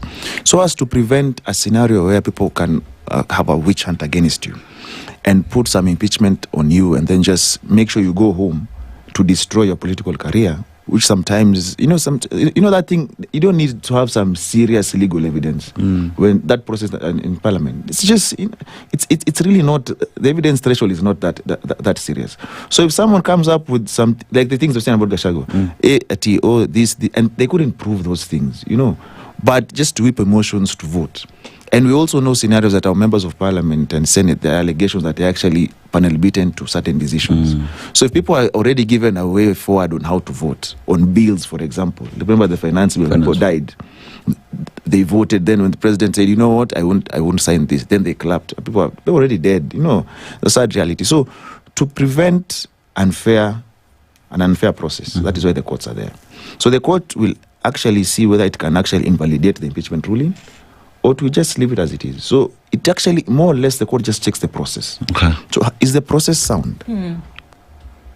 If it wasn't sound, then the court will say, you know what, this process was not sound. If, for example, the threshold for signatures, let's say, for example, for the members of court assembly, if that was not met, then of course that impeachment process is flawed. There's one that the first one brought against her name, what is her name? Kawira Mwangaza. Did not meet the threshold for signatures for the MCAs. That one died a natural death. Until now, they caught up with her. They found a way out, you know. So we have to protect everyone's rights. But now that doesn't mean that if you're found culpable, that now we also support that. The only reason we have this doctrine of exhaustion is that so that you can actually rest. You know, without you having to have those questions that linger in your head. So you are given room to go to court, argue your case out, and if the court decides they will not invalidate the ruling, the impeachment ruling, then you go home. Am I hearing you then speak in terms of the morality question for Kenyans in terms of individuals that find themselves in this public office does not exist? We've never really had a conversation in terms of this is the moral standard that we hold ourselves as a country where you have a matter. You ought not to be anywhere within leadership circles. Now, you see, we really can't have that conversation with Kenyans, if you're to be honest, because we are the same people that are given 500 shillings to attend a rally. We are the same people that when someone comes to campaign, umetuacha aje. So you cannot you cannot be too clean when now it wants to fight. You know, I keep telling people this. You cannot receive bribes during campaigns and then expect when someone goes to parliament to move anti-corruption bills. How? They gave you 500. They will never. They have to recoup their money. So we have to change our software. That is the problem we have. Because, you know, we can't look at the impeached people and say, these guys are crooks. But who elected them? We did. Who attended the rallies? We did. Who wore the t-shirts and the capes? We did. Who actually subscribed to their manifesto? We did. So up until we say, you know what, that's why I'm saying that chapter 6 has yet to come to life. If we bring it to life, us as Kenyans, and say, you know what, there is a standard we have for leadership in this country. If you fall beneath that, do other things. Enda fanya kazi ingine. Leadership entails chapter 6. The day we do that, then we can now look at these leaders and say, you know what, by the way, this one is a crook, this one is this and that. But up until then, because that same person you call a crook, when they call for a rally, the same Kenyans will run there, and after he's giving a packet of flour or something, these days I see people getting 5,000. No, lollipops. And guys are also getting gas canisters and also getting boats. Yeah. That's a form of bribe. Let's call it what it is. Although they decided to vote correctly, but at the end of the day, they received. So your software still has a problem. It's as simple as saying, "Apana tutaki kitu." What do you have for us as a people? If let me ask you a question. We've seen so many by-elections in the recent past. Yeah. If I were to ask you what those individuals who got elected stand for, can you tell me? You can't. Can they tell us? No, all I'm saying is, have you had anything? Let's say the recent one, the recent by-election. Yeah. The best thing we know about Kamongo were the beautiful songs that were being sung by the people, and the act of defiance by the people of all Kalau. Now, if he will work for them is a different question. I cannot judge him. He's yet to work. But we have to interrogate what you stand for. Because if you don't stand for anything they say, you fall for everything. And everything at the end of the day. So those are the questions we need to ask ourselves first before we go to any election. Yeah. We have time between now. It's actually 1 year between now and the next election. Yeah. Which are the type of leaders we want? Or what does, let's say I want to have a member of parliament. This member of parliament, what do I want this member of parliament to do for me? Or if I was to mold someone as a president, what attributes would I give to this person? It will be easier for you to vote. But up until then, we will be electing these impeachable people, more crooks, more frauds. They will always run for, because they have the money. They have the money to transverse the country. They have the money to bribe the way around it. And that's why I keep telling people that 500 bob, you can't eat it for 5 years. That means you'll be eating 100 bob a year. So now there's nothing to hope, because here we are saying that if it was left to the law and these things then be able to carry force, and you say, okay, well, there's Kagai and he's running for governor and he has been, because really, what are you going to do? You're going to stop the guy from running? The EACC and the IBC have proven to us time and time again that you can actually approve questionable characters to actually go and vie for politicals, because so you can't really depend on them. So this would go back to the court. Somebody would be, maybe a private petitioner would go to court and say, no, Kagai is running and he shouldn't be. But that process takes very long. Yes. But what you're saying is that it is not the brick and mortar that's the problem, that it is the software. How do you reset the software? Is it people who, in the minds of people, say, well, actually, you know what, I was impeached, so I really shouldn't run. How many people will do that? Because there's not the same thing that we are depending on for, again, I go back to the UK example of Starmer saying, okay, can you imagine? I received gifts and they were in excess of what I should have received, albeit that he reported himself late, and that's what caused the whole hullabaloo. But he's, on that alone, said, I'm going to step aside just because of that. And we are even saying just because of that, because we have lowered the threshold for integrity so low that it sounds like, how can somebody step aside because they received gifts? Are you kidding? People have killed others and they're still in office, allegedly. So how do you reset that software? It starts from us. Like I said, we have to love our country first and foremost, and we have like you rightfully say, see, for Starmer to actually decide to step aside, or for Boris Johnson during the COVID pandemic, he went for a party. He was outside. You see, for that to happen, it means there's a certain threshold they have for that seat or for leadership, that if you fall beneath that, then that means you can no longer serve in that office. Now, we have not set any threshold for these offices. We celebrate those who are charged in court. It's very easy for someone to have a corruption case. The moment they have that case, they'll say, we are being targeted as a community. That person will be on the ballot and be elected. Sad reality. Anatuibia anatuletea sisi. Once you say that, you're the problem. What do you mean anakuibia anatuletea? Ni mwezi wetu. That tells you, tuache na mwezi wetu. At least we anaiba na analeta. Hey, if you put it that way, then we are lost as a country. So it starts from us. And I keep saying, before we point at those leaders, you look at yourself in the mirror. Because the problem we have is, yes, the issue of poverty in this country is crazy. Unemployment is crazy. And that's why you have young men being misused these days. I don't like calling them goons. Being misused these days to actually pursue political agendas or to help certain politicians. And that is why we keep saying, instead of Singapore, we are now in Haiti, because these young men are being misused. Now, these political leaders, they take advantage of this poverty that we have in this country. That is why there are people, when you give that 500 shillings, it has assisted them in ways we cannot explain. So we have to be it civic education, be it I don't know what we have to do, but at the end of the day, citizens have to understand that leaders are meant to work for you. Have to understand that you do not need to sell your vote for you to actually get a good leader. And I will usually say this because we've all gone to school. Let's say a large percentage of this country has gone to school. Whenever you're doing an exam, when there's a question you've been asked, you have the right answer, right? So that means you always know between right and wrong. Whenever you're inputting your M-Pesa PIN, you put the right pin, right? That means we know the difference between right and wrong. So why do we go wrong when we're electing people? If that old shosho in the village can put her right pin kwa M-Pesa, why do we vote for the wrong people? It goes back to us. It is the way we have grown up. It is what we have seen. Then that means you need to have a reset. I thought we'll have a reset after the Gen Z revolution, but we've gone back to our tribal cocoons, number one. We've gone back to celebrating the same people that we actually had an issue with. So it's upon us to actually want a better country, not just for us, but for those who come after us. Because for those who believe that all my problems can be solved in one day by meeting a political leader, that also stems the problem. Because they believe nikipatana ule jamaa leo shida yangu yote imeisha. So yako ikiisha yawa. And that is why there are those who can actually take up arms and fight for political leaders, because they believe huyu ni mtu nikimpigia na shika, huyu ni mtu wangu anaweza nichunga. Sasa wewe kama wanakusaidia na mimi. So that tells you we are selfish again. So we have to ask ourselves, we have to be patriotic. That means selflessness. So those are the things we need to work around.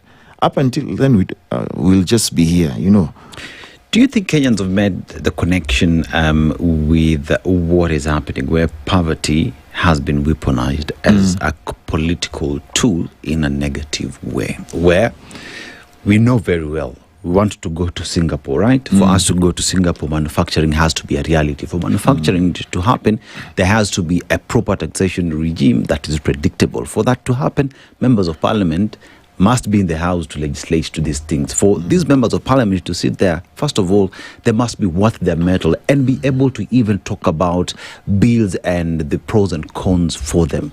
Have Kenyans met the connection as to why you'll be given 500 bob? Because they're saying, if I open up businesses, people get jobs, I will have no one whenever I just show up for a rally, So what do? I might as well leave you being poor so that I have already decided masses that are available to me whenever I need. Have we met that connection? We haven't. And that tactic you just referenced is called impoverish them to use them. Make sure they are so poor that they will always depend on you. So you want to be the only rich man in the village, the only one with a hacienda in the village. Everybody else has a shanty. So they look at you like a demigod. They want to be worshipped, and that is a problem we have.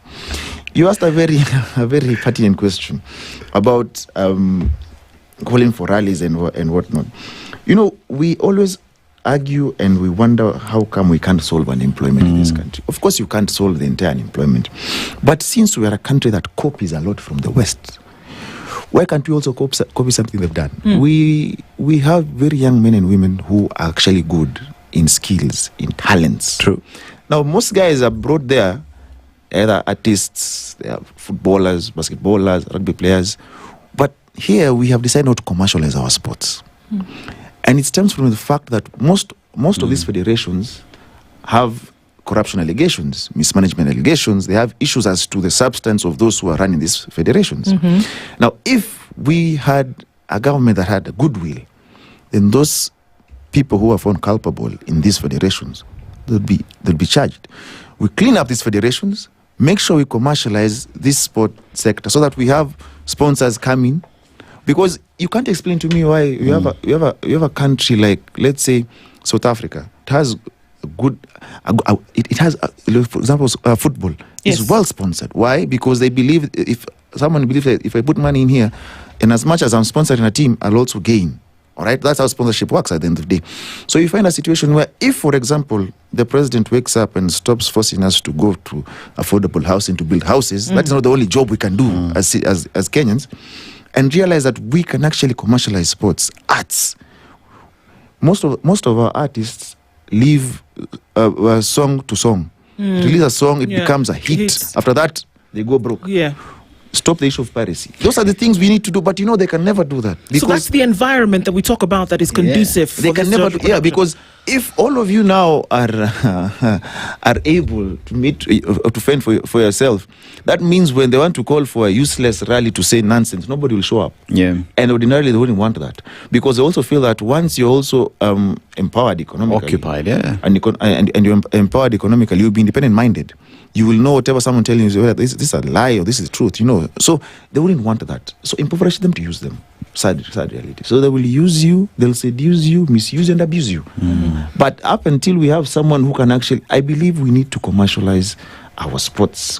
We need to work on our arts. We have so many young people who are passionate about film, are passionate about artistry, but we really have a ministry that I don't know what it does. Sad reality, because the worst ministry in this country, that if you look at whoever ends up at the CS for sports, youth and it all, they do not. I think it's seen as a demotion if you're taken there. There was a time Amina was sent there. Now we have Vuria there. We have a young man who's a PS there who has some other allegations. It's a ministry that either it's underfunded, or it's seen as just a ministry for the sake of telling the young people that you have a ministry. I talked to a friend of mine who told me that this NYC, National Youth Council, is given 90 million a year. What can they do with 90 million? What? I don't know if it's true, but that's what he told me. He works there. So it tells you where they've placed the young people in this country. And that is why when political parties are formed, for example, You see, when they have a NEC meeting, they'll choose those who they believe can be in the NEC. But when they want to popularize the party, if we put wear t-shirts, the young people who are supposed to be on cars, they're supposed to be on the lorry, on cars. I am yet to see a political party that wants to help the young people. And I've seen Lina Monanchi now they're bound to come up with a political party. And by and large, they're young people. I hope and pray that we will actually give the young people a space to grow. And more so, we can actually, again, I go to the fact that we like copying. We can actually copy from our brothers in South Africa. If you look at, for example, the political parties in South Africa, they mentor young leaders. Look at EFF, for example.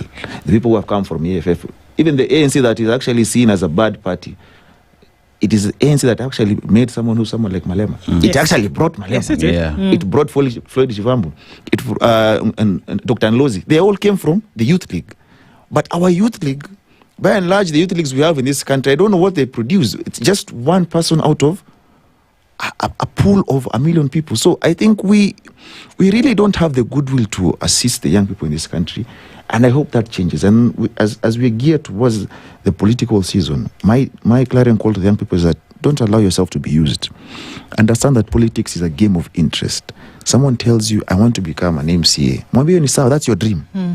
So what do I gain by that dream that you have? What is this you believe that once you're MCA will impact my life positively? Because that is how voting is done. So you want to be my president, very well. So let us discuss number one. We have something called, there's someone who says we have odious debt.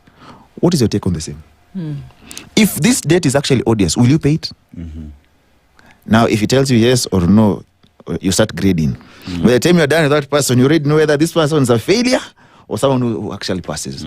Those are the things we need to, that is how we move forward as a country. Because if we still go on euphoria, on razzmatazz, hey, this party has lovely colors, this party has good cars. If we still go on beautiful songs, beautiful songs, if we still go on slogans, we would be lost. It's good to have those slogans, the razzmatazz and everything, but the substance, what is this party formed on? What is the political ideology of whoever is spearheading this political party? If the political ideology is, I have to amass wealth, we are lost. We are as good as done. Because they will amass wealth at your expense. Yeah.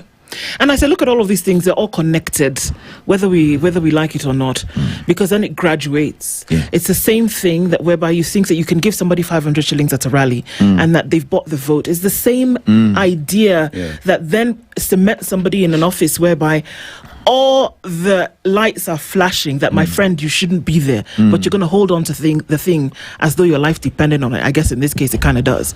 But it's the same thing that runs similar through all of this. And what we're being met with at the current time and place. But then it also leaves a very bitter taste in my mouth. Because essentially what we're saying, Wakili, is that we probably see a situation. I mean, I'm sorry, and I don't want to preempt anything, but we're seeing a situation where justice then will be denied and not served. We're seeing a situation where people will then be able to override the law, and that the Constitution, as Dennis often says, just remains a suggestion. That the law is just something that somebody decides that they can say, and then people look at it and say, oh, okay, it's Thursday, no, I'm not going to be listening to the law today, kind of thing, you know? So how it just leaves us in a conflicted space.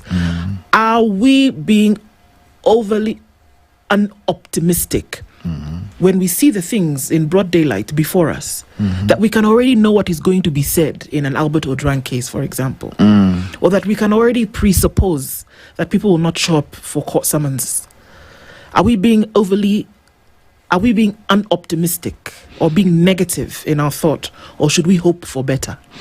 I think Kenyans are disillusioned, and they have found themselves, as you rightfully say, the issue of having the negative aspect to most of these things, because they believe the leaders will always have their way, and by and large, most of these things will just be under the carpet. And that tells you that we have really not gotten to a point of saying enough is enough, things are not being done properly. Because you have to get tired as a citizenry, so that you understand that, you can see this thing is wrong, and the outcome will not be the right outcome. And also that stems from the fact that we also have problems in the judiciary. We also have to be honest, because that is where the advocates we work.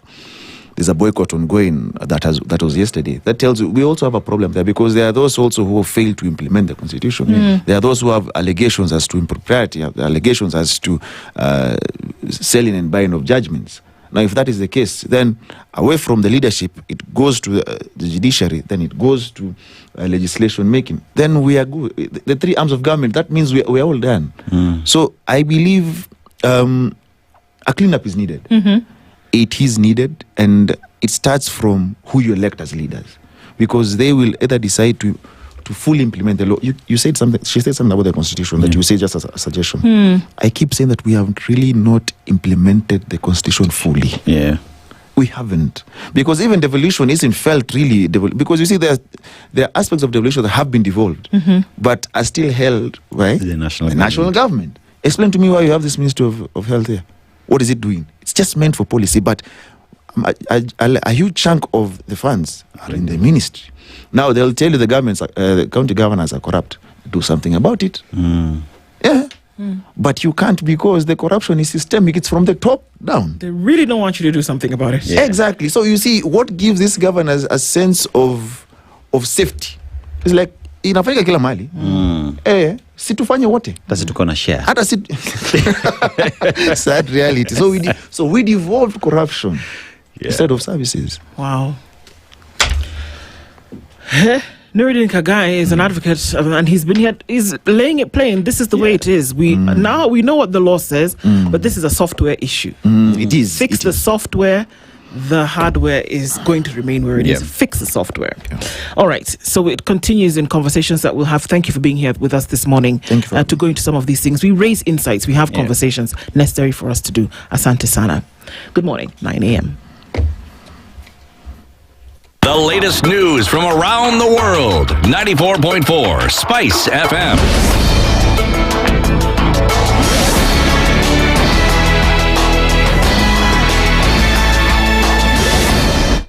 Good morning, this is the news. I'm Sheila Tembor. Senior Governor James Orengo has accused President William Ruto of attempting to weaken ODM and portray it as a regional party. Speaking in Homa Bay, Orengo criticized ODM leaders supporting Ruto ahead of the 2027 general election, saying the party should prepare to field its own presidential candidate. He also accused the president of failing to implement the 10-point agenda agreed between ODM and UDA. President Ruto. Yes. President Ruto, if you really love Luos, I'm addressing President Ruto. If you really love, you must keep the promises you made to Raila Amolo Odinga. And they are in writing. They are not things that were just said in the air. There were things which were written down. The 10-point agenda. You have not implemented even one. Raila said there cannot be a question of coalition until you address a 10-point agenda. President Ruto, I am telling you, you have taken away Raila's party.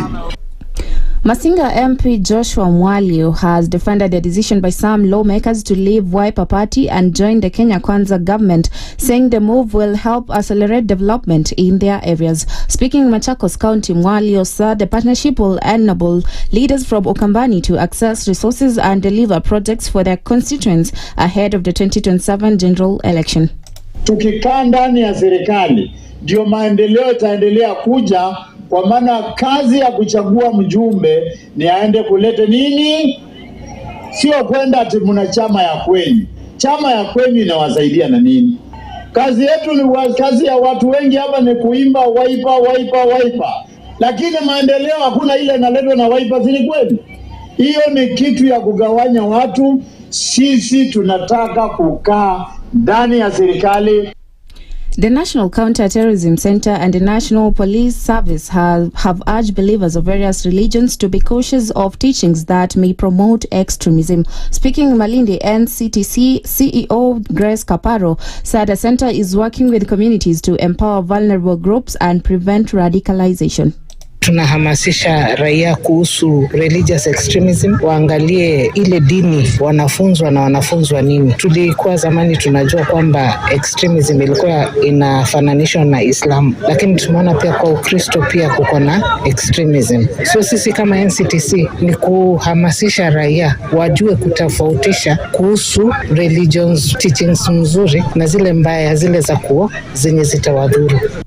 Malindi Police Commander Moses Kosgei has called on residents to report suspicious activities, saying public operation is vital in enhancing security. So what tuanze kuitumia ili sisi tukiwa bandei force wale sasa wanaongoza wanasumbua tumie tuchukue mali nafaa. Nimesikia jela watu tuko na nafasi. Kisumu County Commissioner Ramadan Mwabudzo has urged residents to verify land ownership before making purchases, warning of rising cases of land fraud and grabbing. He advised buyers to follow legal procedures and consult relevant authorities, adding that the government is working with institutions to curb land-related fraud. Where the law requires public participation, the same must be done. Land grabbing and obtaining public land through fraud shall be treated as a crime, and the government shall take stern action against such persons. We urge the public to undertake due diligence before purchasing any parcel of land in this county. This should include a visit to the parcel of land itself, observing the users who are neighboring that parcel of land, and in the event you find your neighbor is a public institution, you need to be more cautious on acquiring such parcels of land. Due diligence also includes obtaining maps from Surveys of Kenya in Nairobi and here in Kisumu, and physical plan from the relevant offices. These maps are easily available at a very low fee. And that's the news. I'm Sheila Tembor.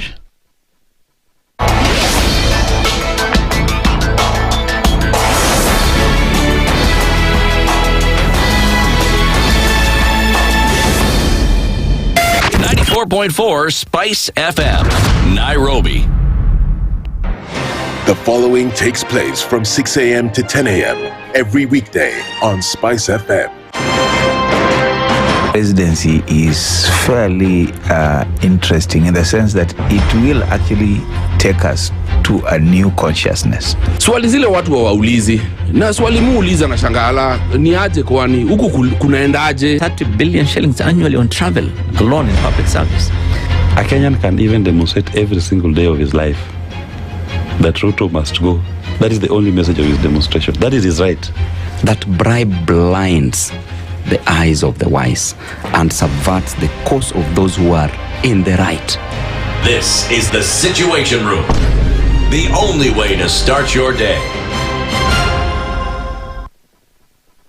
The following takes place from 6 a.m. to 10 a.m.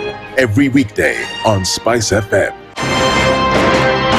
I am also a publicly elected official. Okay. My salary is paid by your taxes. Yes. So if you need me to answer questions, we will not run away from you. Asante. We will always be here. The government itself is engaging in corrupt practices.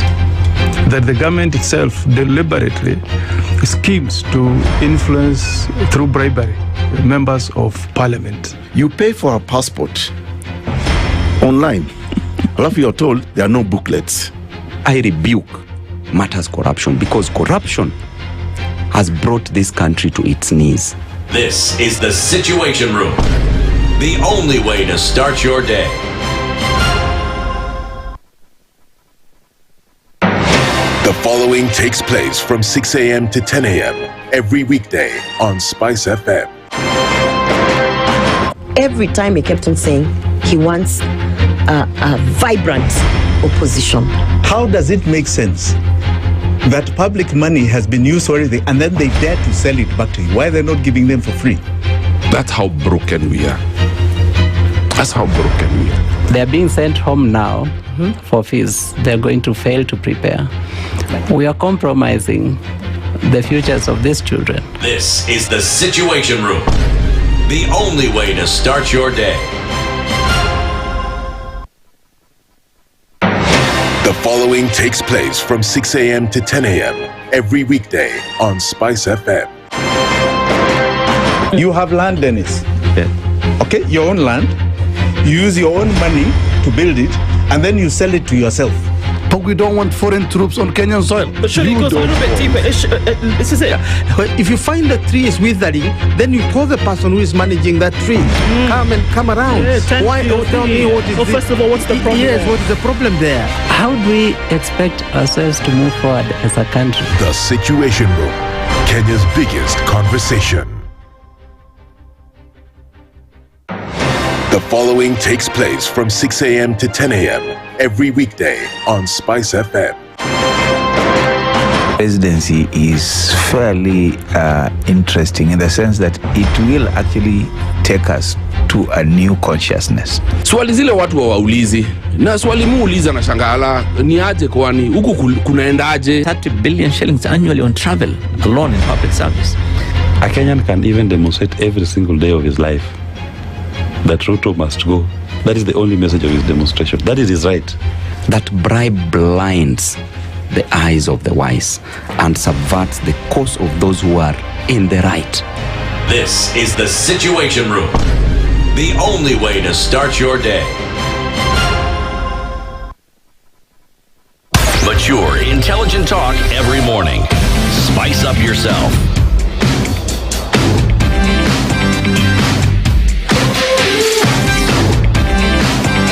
Mornings done right. 94.4 Spice FM, Nairobi. Hiya, it's 9 minutes after 9 o'clock, and this is the conversation that we're going to be having with you in a bit. You want to know what this is? I'll tell you after you tell us about Bomba. Now, as you go about your morning routine, you are going to work, you are taking your kid to school, you're transporting your produce from the farm to the market or vice versa. One thing is making that possible: petroleum products. And behind the petroleum products, there is another engine, which is a Kenya Pipeline, and the 1,700 kilometers of piped system that ensures that happens. So Kenya Pipeline is telling you that it is the engine that is making the economy move. It is the reason why today you're able to move from point A to point B.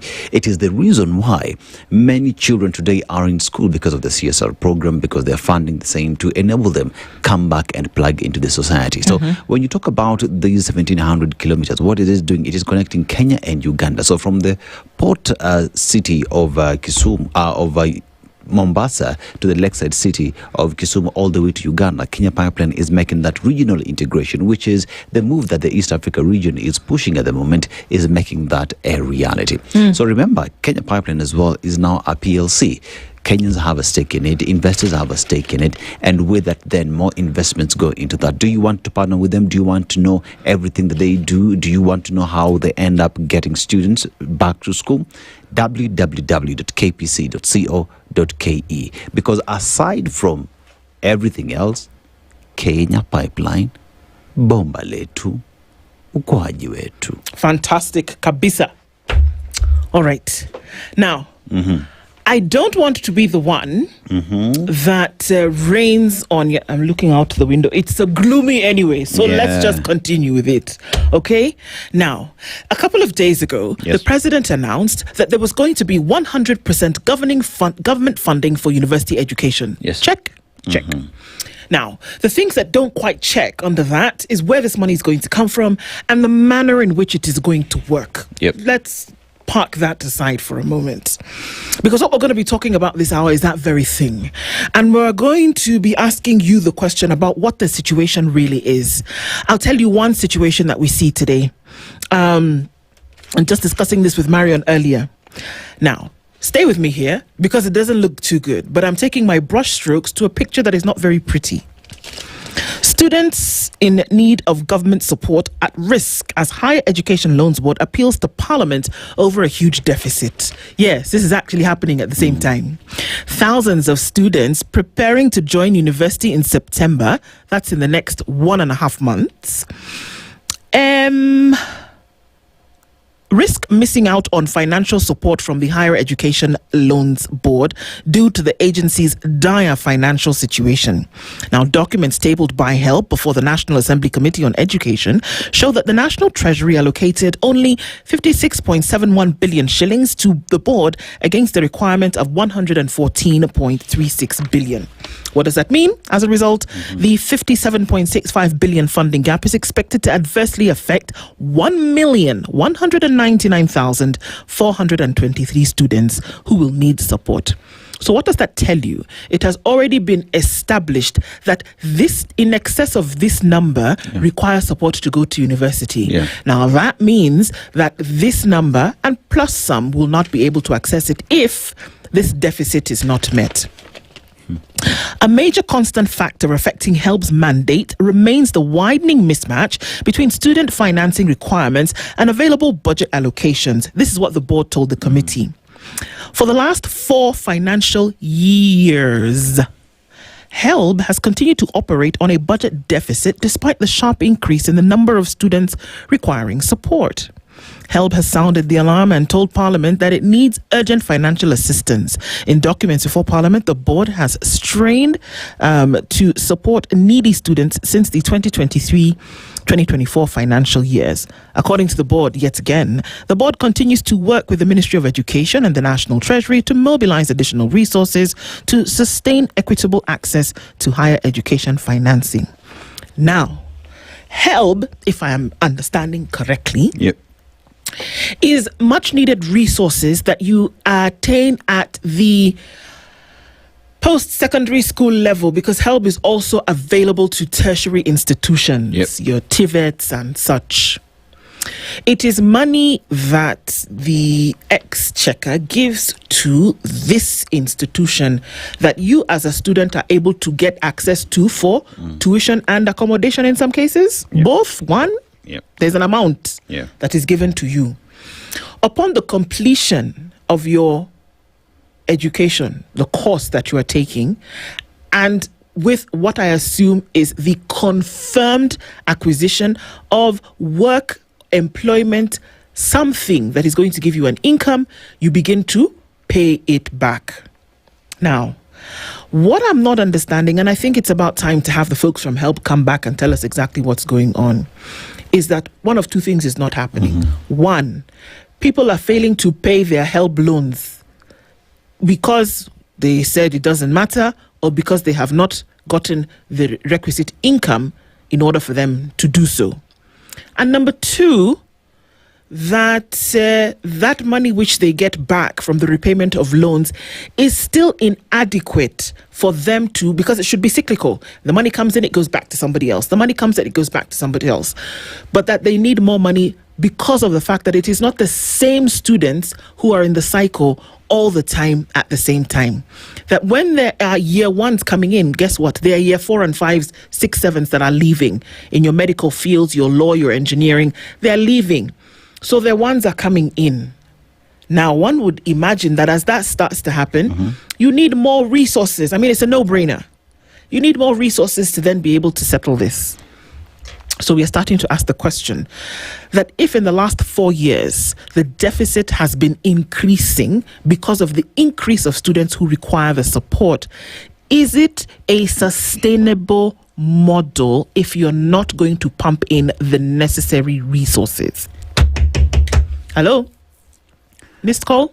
Okay. You know, what baffles me, Nduh, is that the government is the biggest consumer of data and statistics. Right. Right? That the government of Kenya today would have known what it costs a child from ECDE all the way to university, and you do that costing, and you multiply that by all the number of students that you do have. That today the government of Kenya should be able to tell you how much it costs to take for a fourth year who's in campus today, how much it has spent on that specific student, right? No, they can't. Now, but it should. Okay.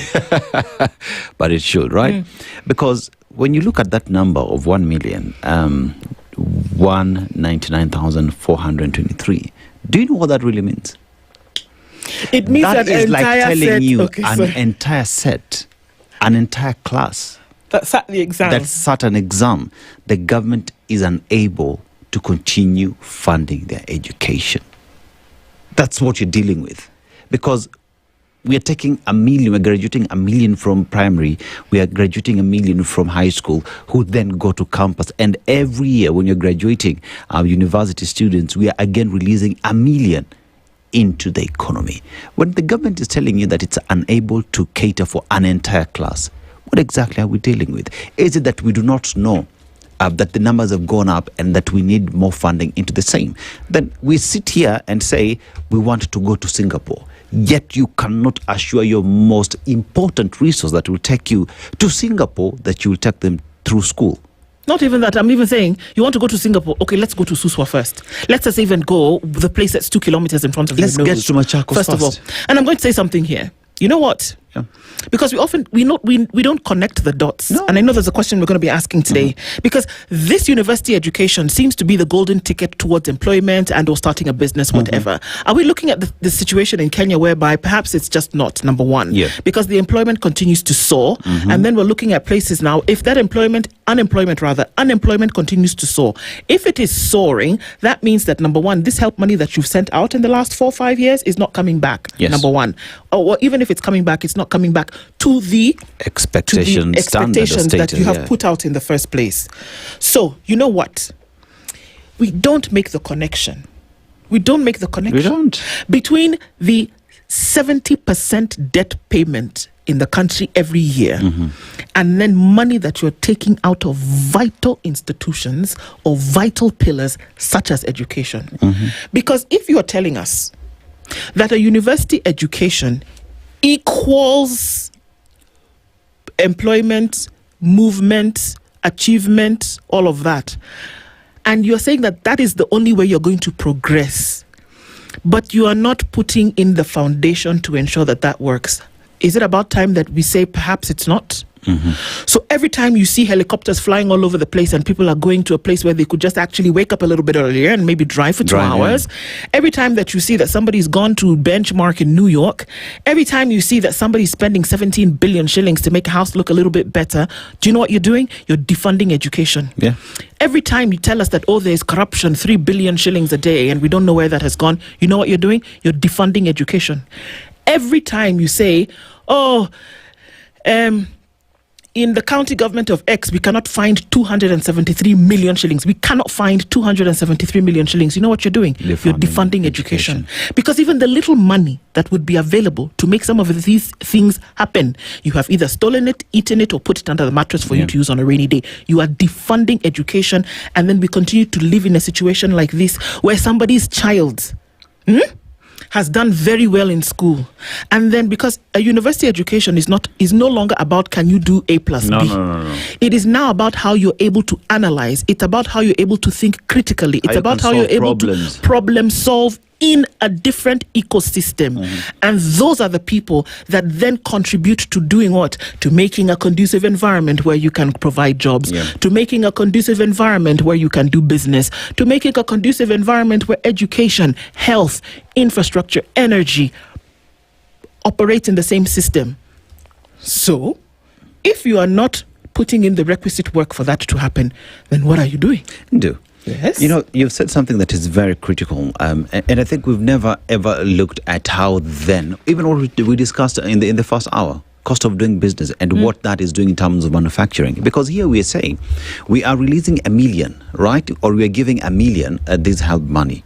Now, with this money that they're given, it is hoped that once they get out of school, they will get into employment and they're able to pay back this debt so that others can benefit from it. But in a country where manufacturing is not a priority, where manufacturing is not even a discussion point, one asks the question, these university students, how do you expect them to pay this so that others can benefit from the same? You know, because we can't just think about education in the sense that, fine, we're taking kids to school, we're paying for them so that they end up where? How about we start even taking this conversation further and saying, for us to have these graduates head somewhere, we have to address cost of doing business and taxes that will open up the market, will encourage more investors to come in, so that these opportunities, these job opportunities are available where these students will end up, and they will pay back homage to the original seed so that others can benefit through it. I reckon if we think like of these funding like that, the government will not have to struggle as much because help would be paying itself. I don't even think they think about it. You know, I think it happens like now when the doo-doo has hit the fan. Yep. It's later because you think, oh, snap. The guys from HELP have come to Parliament. Hey, hello. Did you know that there was no money? Oh, what are we doing? Oh, you know, that money that was there before, we used it to pay for whatever. That is when the realization hits. Because let me tell you, if you don't have long-term, mid-term thinking in terms of how you're going to move, you will not develop. If you don't have long-term, mid-term planning and or thinking that you actually activate, you will not develop. This is what we're talking about.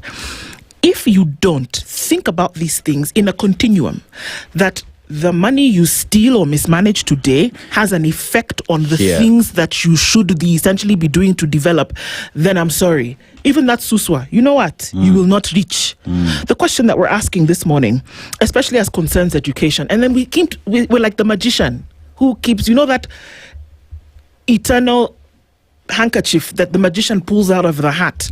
We keep pulling things out. We come and we say, okay, you know what we're going to do now? What sounds nice? In fact, you know what I should do? I should establish a presidential working party on education reforms. Stop it. Then tomorrow you pull something out of the hat. What has come today? Oh, you know now what we're going to do? We're going to fund education fully. Dennis, we're going to fund education fully the day before HELP goes to Parliament to tell them that for the last 4 years, we've not been able to fill the debe. Thank you. Come on. That's where we are. Do you talk to each other? That's where we are. Do you talk to each other? Or was it a roadside declaration where I said, you know what, I'm Santa Claus? And you see, in fact, I see you, my little reindeer. For the last 4, you've been struggling with this education model.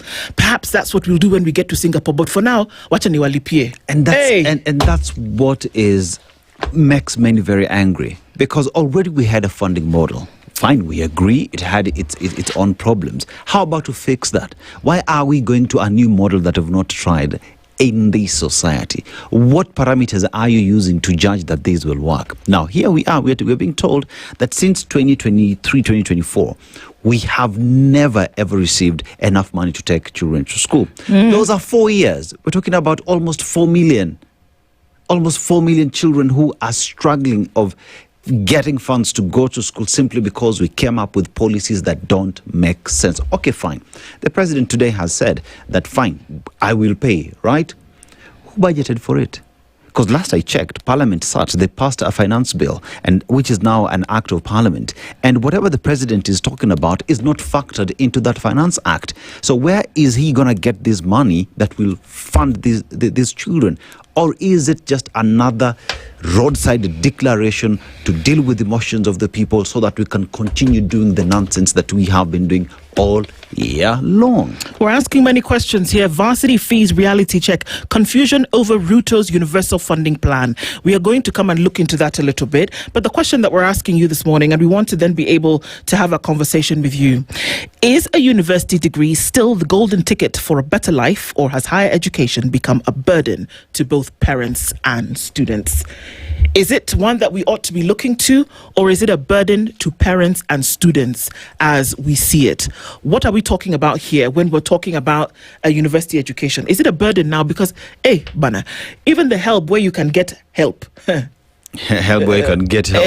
It's not helping you. No, it's not helping you. Yeah. Exactly. So what exactly are we saying? Or what is it that we are doing here? So let's look into this a little bit before we go to break and then get calls from you. That it seems as though the people were confused. I repeat, the announcement of the president about how this is going to be, everybody gets a university degree. Everybody. Hey, okay, we'll that's pay. Nice. And we are going to pay. Yeah. from away. The CS early this year told us that they do not know how much it costs to send a child in Kenya to school from ECD to university. They do not know the unit cost. Put that aside for a minute. Yeah. So when the president makes this announcement, you have to ask, is it political or is it practical? How much money is needed? Because I think that data and information should inform decisions and announcements. Yep. So if you do not know how much it costs, how do you then know how much you need to pay, and how then do you know where the money will come from? I know that there's something called a supplementary budget. We're about to see it, right? But is this involved? Was it in the thinking at the end of the financial year for Kenya, at the end of June, that the president was thinking, you know what we got to do, FCPA? We have to pay university. Or was it like over the weekend where he said, what can I promise them this week? Education. Let me promise something, education. It's been a minute since I did that. Come on. So where is that money supposed to come from? Or where is it actually coming from? Because guess what? They've been on holiday. They're going back to school in September. That money that you're saying pay for all, it is needed in September. As in, today is the 23rd of July. Finish July. August has 31 days. We finish. By the first week of September, folks are trooping back to school. Universities, not university. Universities. For those who would then look for that government funding. Let me breathe. So in short, the where government is it needs coming to from? fund over 114 billion shillings in 1 month and some few days. Not just find it, find it and pay it, so that these guys can go to school in September. That's what we're talking about. So riddle me those three things. Number one, how much do you need? You've told us. Where are you going to get it from? Was it budgeted for? Did you actually intend to say the words that were coming out of your mouth? And did you have a conversation with other people about where this money is going to come from? And I think while at it as well, what is your plan in making sure that the 114 billion shillings that you spent today, these students after graduating, they're able to get somewhere to pay it back? Turn the break. Let's take a break. Because I even get confused. Let us take a break. And then we will come back and we'll discuss this. We're going to take your calls. The number is 0732. Start preparing yourself. 142-650 over 0732-142-653. Does it make sense? Are you a little bit worried? Let's talk at 9:30. This is the Situation Room, the only way to start your day. Traffic.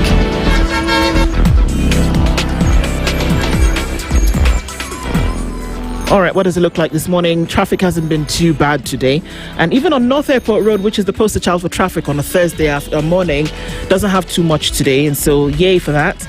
As you come into the CBD off of Uhuru Highway, getting into the CBD, not too bad either. And you're coming off from Nyayo Stadium, connecting with that looks good. The Globe Cinema roundabout has a smidgen of traffic as you're getting towards Kirinyaga Road and then on towards Moy Avenue, and then we're seeing some of that just as you finish off with the Pangani underpass. James Gishiro, over that drift to some traffic as you're crossing over to Moyaki Way on the A104. Folks who are heading out of the city have a little bit of traffic there just at that junction, but that should dissipate in no time. We've done well this morning. Well done, folks. Let's keep it moving still. SpiceFM, KE on X, hashtag the Situation Room. Mature, intelligent talk every morning. Spice up yourself. Mornings done right. 94.4 Spice FM, Nairobi. Yo. So, we continue our conversation this morning. We definitely do want to hear from you in terms of what you think is the case as concerns university education. We've played around with this thing too much. That, you know, it's like the kid who is approaching the dog's tail and the mother or father saying, hey, don't play with that, but you yanked the dog by the tail over and over and over again until it's even got frustrated and it's not going to bite you anymore. So the folks in Parliament are having a little bit of a, maybe around the country, people who are education stakeholders are really wondering what's going to happen, because the rising number of students leaving secondary schools to join tertiary institutions and shrinking budgetary allocations have forced the government to review the funding model introduced only 3 years ago and hailed as the panacea for woes bedeviling the higher education sector. I guess it wasn't. This year, the Higher Education Loans Board has been allocated 56 billion against the requirement of 114 billion. This 114 billion that you're talking about, Uncle, it is not how much it takes to fund education. It is the money that they have available to loan people. It's the loan. It's the loan. How much is because this is very different from the amount of money that the president said that we are going to pay for Kenya. Data informs decisions.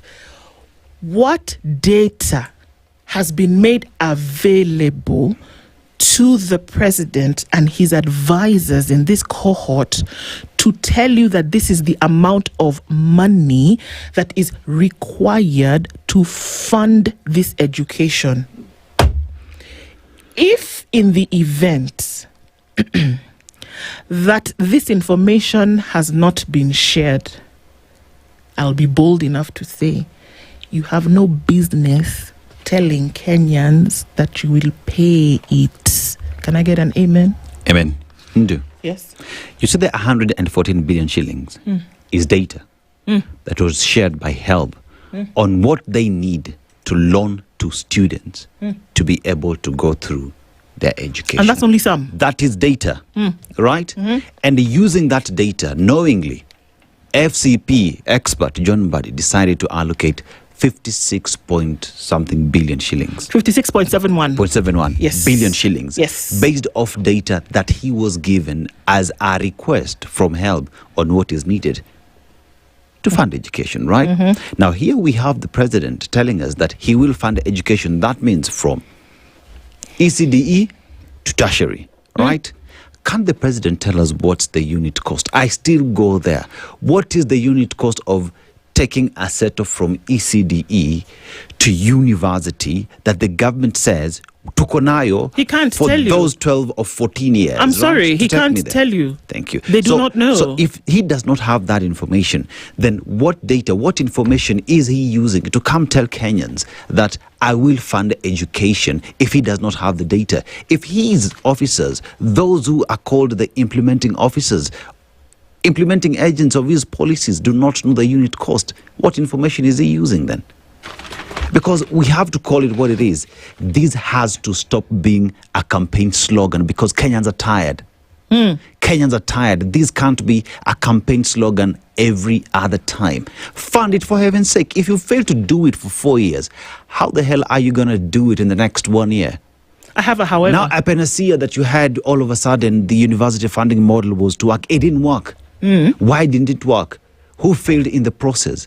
What measures are you taking for this not to be repeated? You can't just come around and tell us, oh, by the way, we sat in this room over dinner or over lunch. We realized that this thing is not working. What are we doing? I have a however.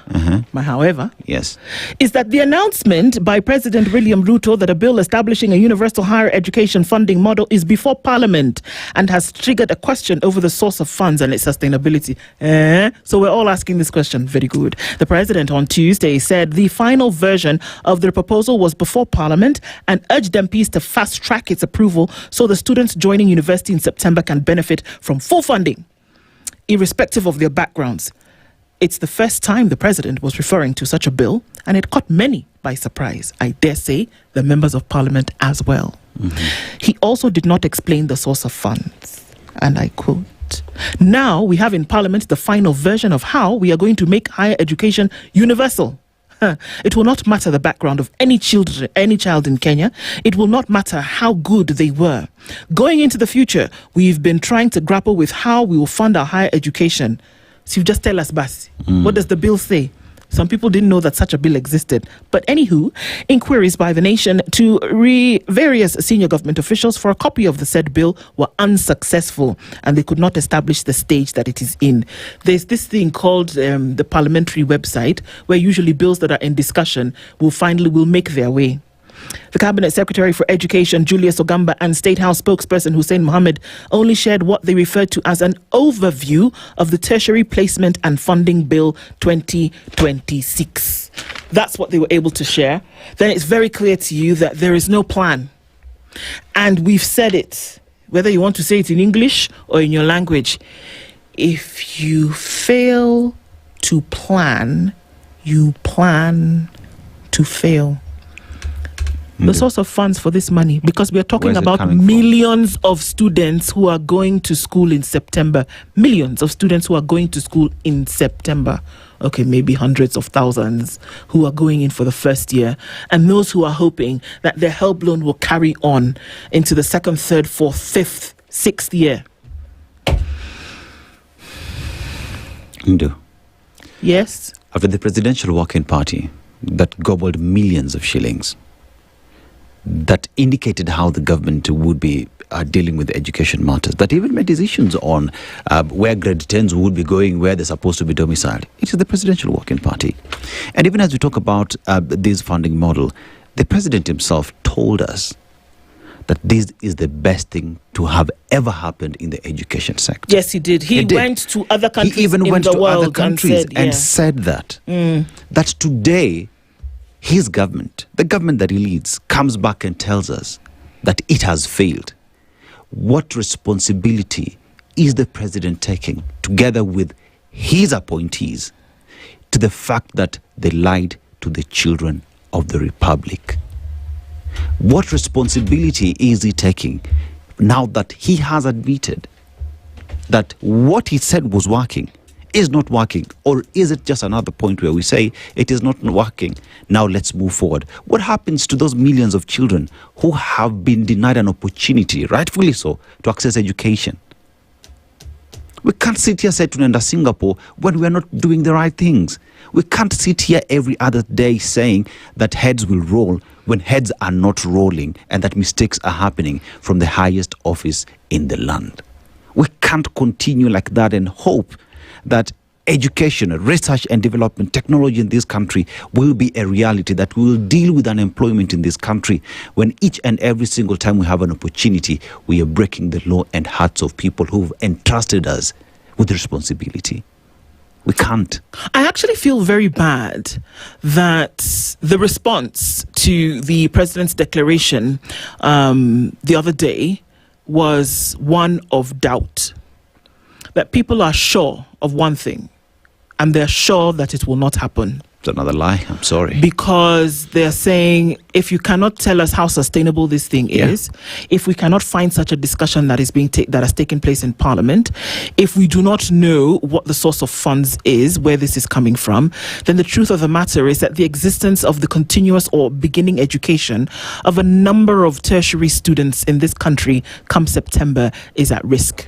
That's the truth. We're taking your calls, 0732 142 650 or 0732 142 653. Talk to us this morning. Is it really bad for folks who are looking for that help loan that should have actually applied for them by now to then be able to go to school in September? What does it look like for you? Are you then going to be able to get it? Or what have you been told is also a question that we're asking this morning. Okay, so my calls are coming and going, but let's hear from you this morning, because yikes, we're looking at a situation that doesn't look very good from where we are sitting at the moment. Hello, good morning. Hello, good morning. Hello, hi. Hi, how are you doing? I'm very good. Please tell us your name and where you're calling from. My name is Collins, and I'm calling from Nairobi. Yes, Collins. I think for a very long time I've been listening, and there is a topic that I really had to dial this number. Asante sana for calling in this morning. And literally say education is one of the things that I treasure most in life, because it's actually the only thing that can break a poverty cycle. Mm-hmm. The moment we keep on joking with this issue, then we are creating a very big catastrophe, not only in terms of economic development, but also in terms of a societal diversity in thinking.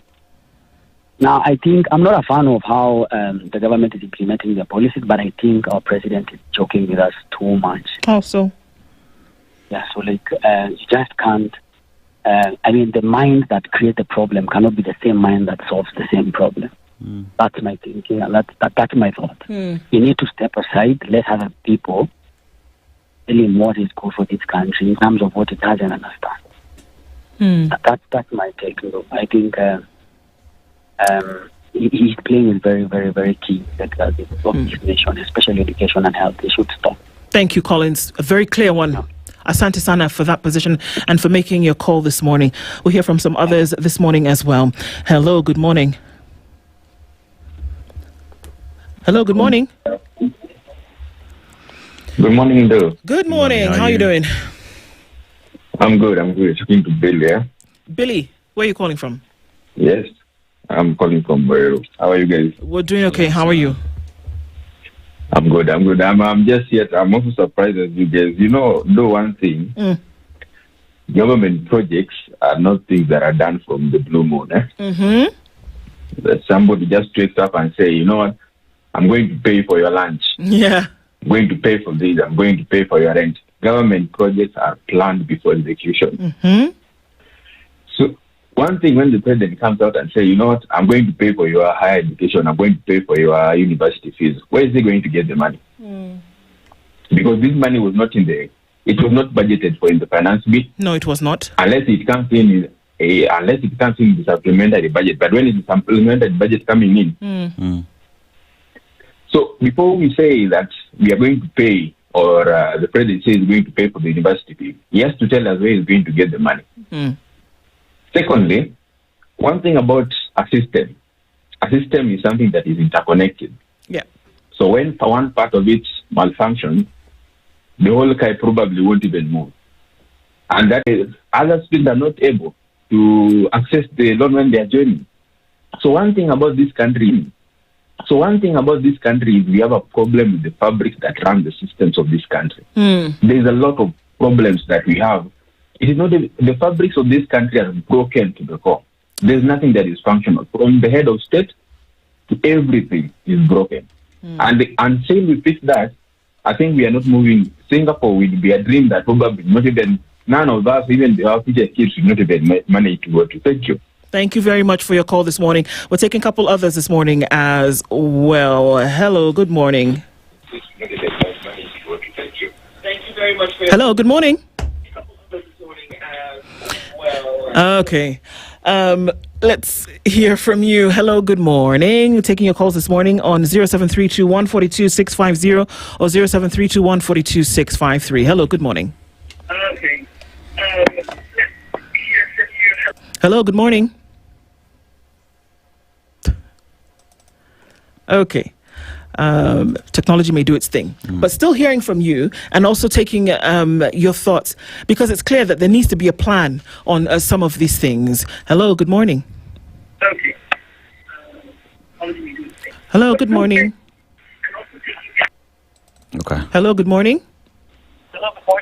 Hello, good morning. Good morning. How are you? We're fine, thank you. Please tell us your name and where you're calling in from.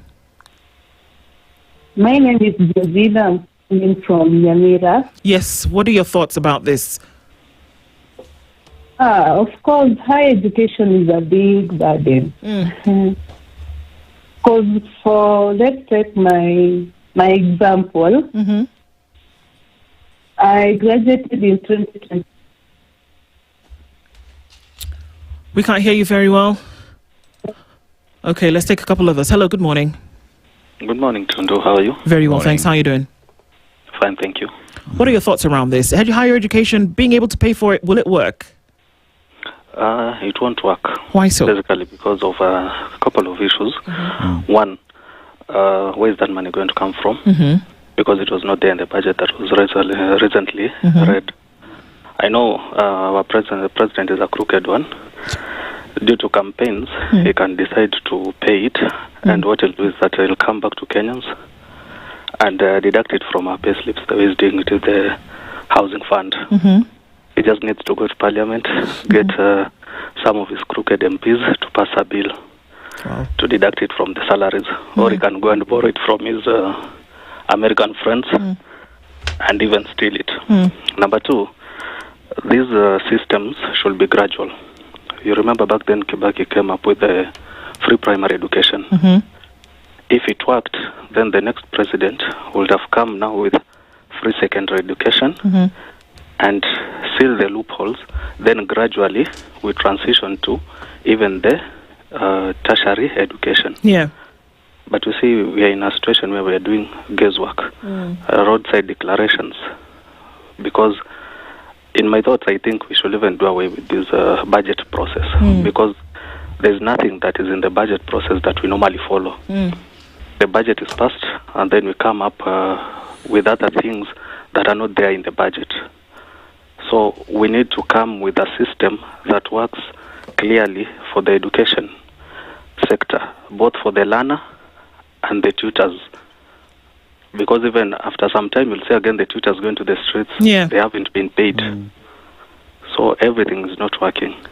We just need continuity in our systems, because we have no long-term plan. Every person comes in as president and comes in with his own trial and errors that fail, and Kenyans eventually pay the price.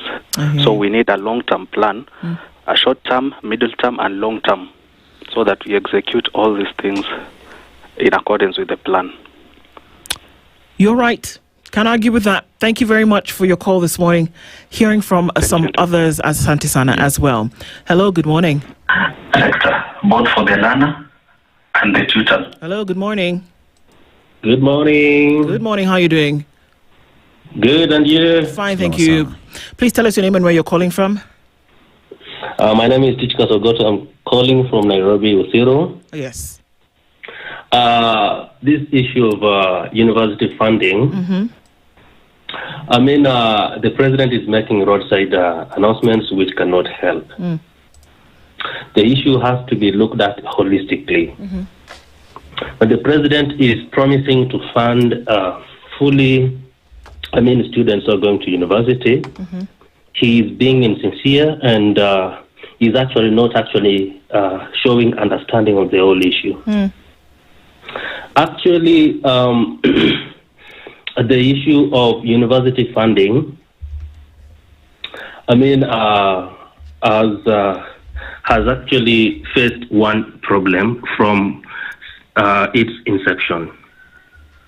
The weak link in this issue is the government. It makes promises and commitments which it does not fulfill.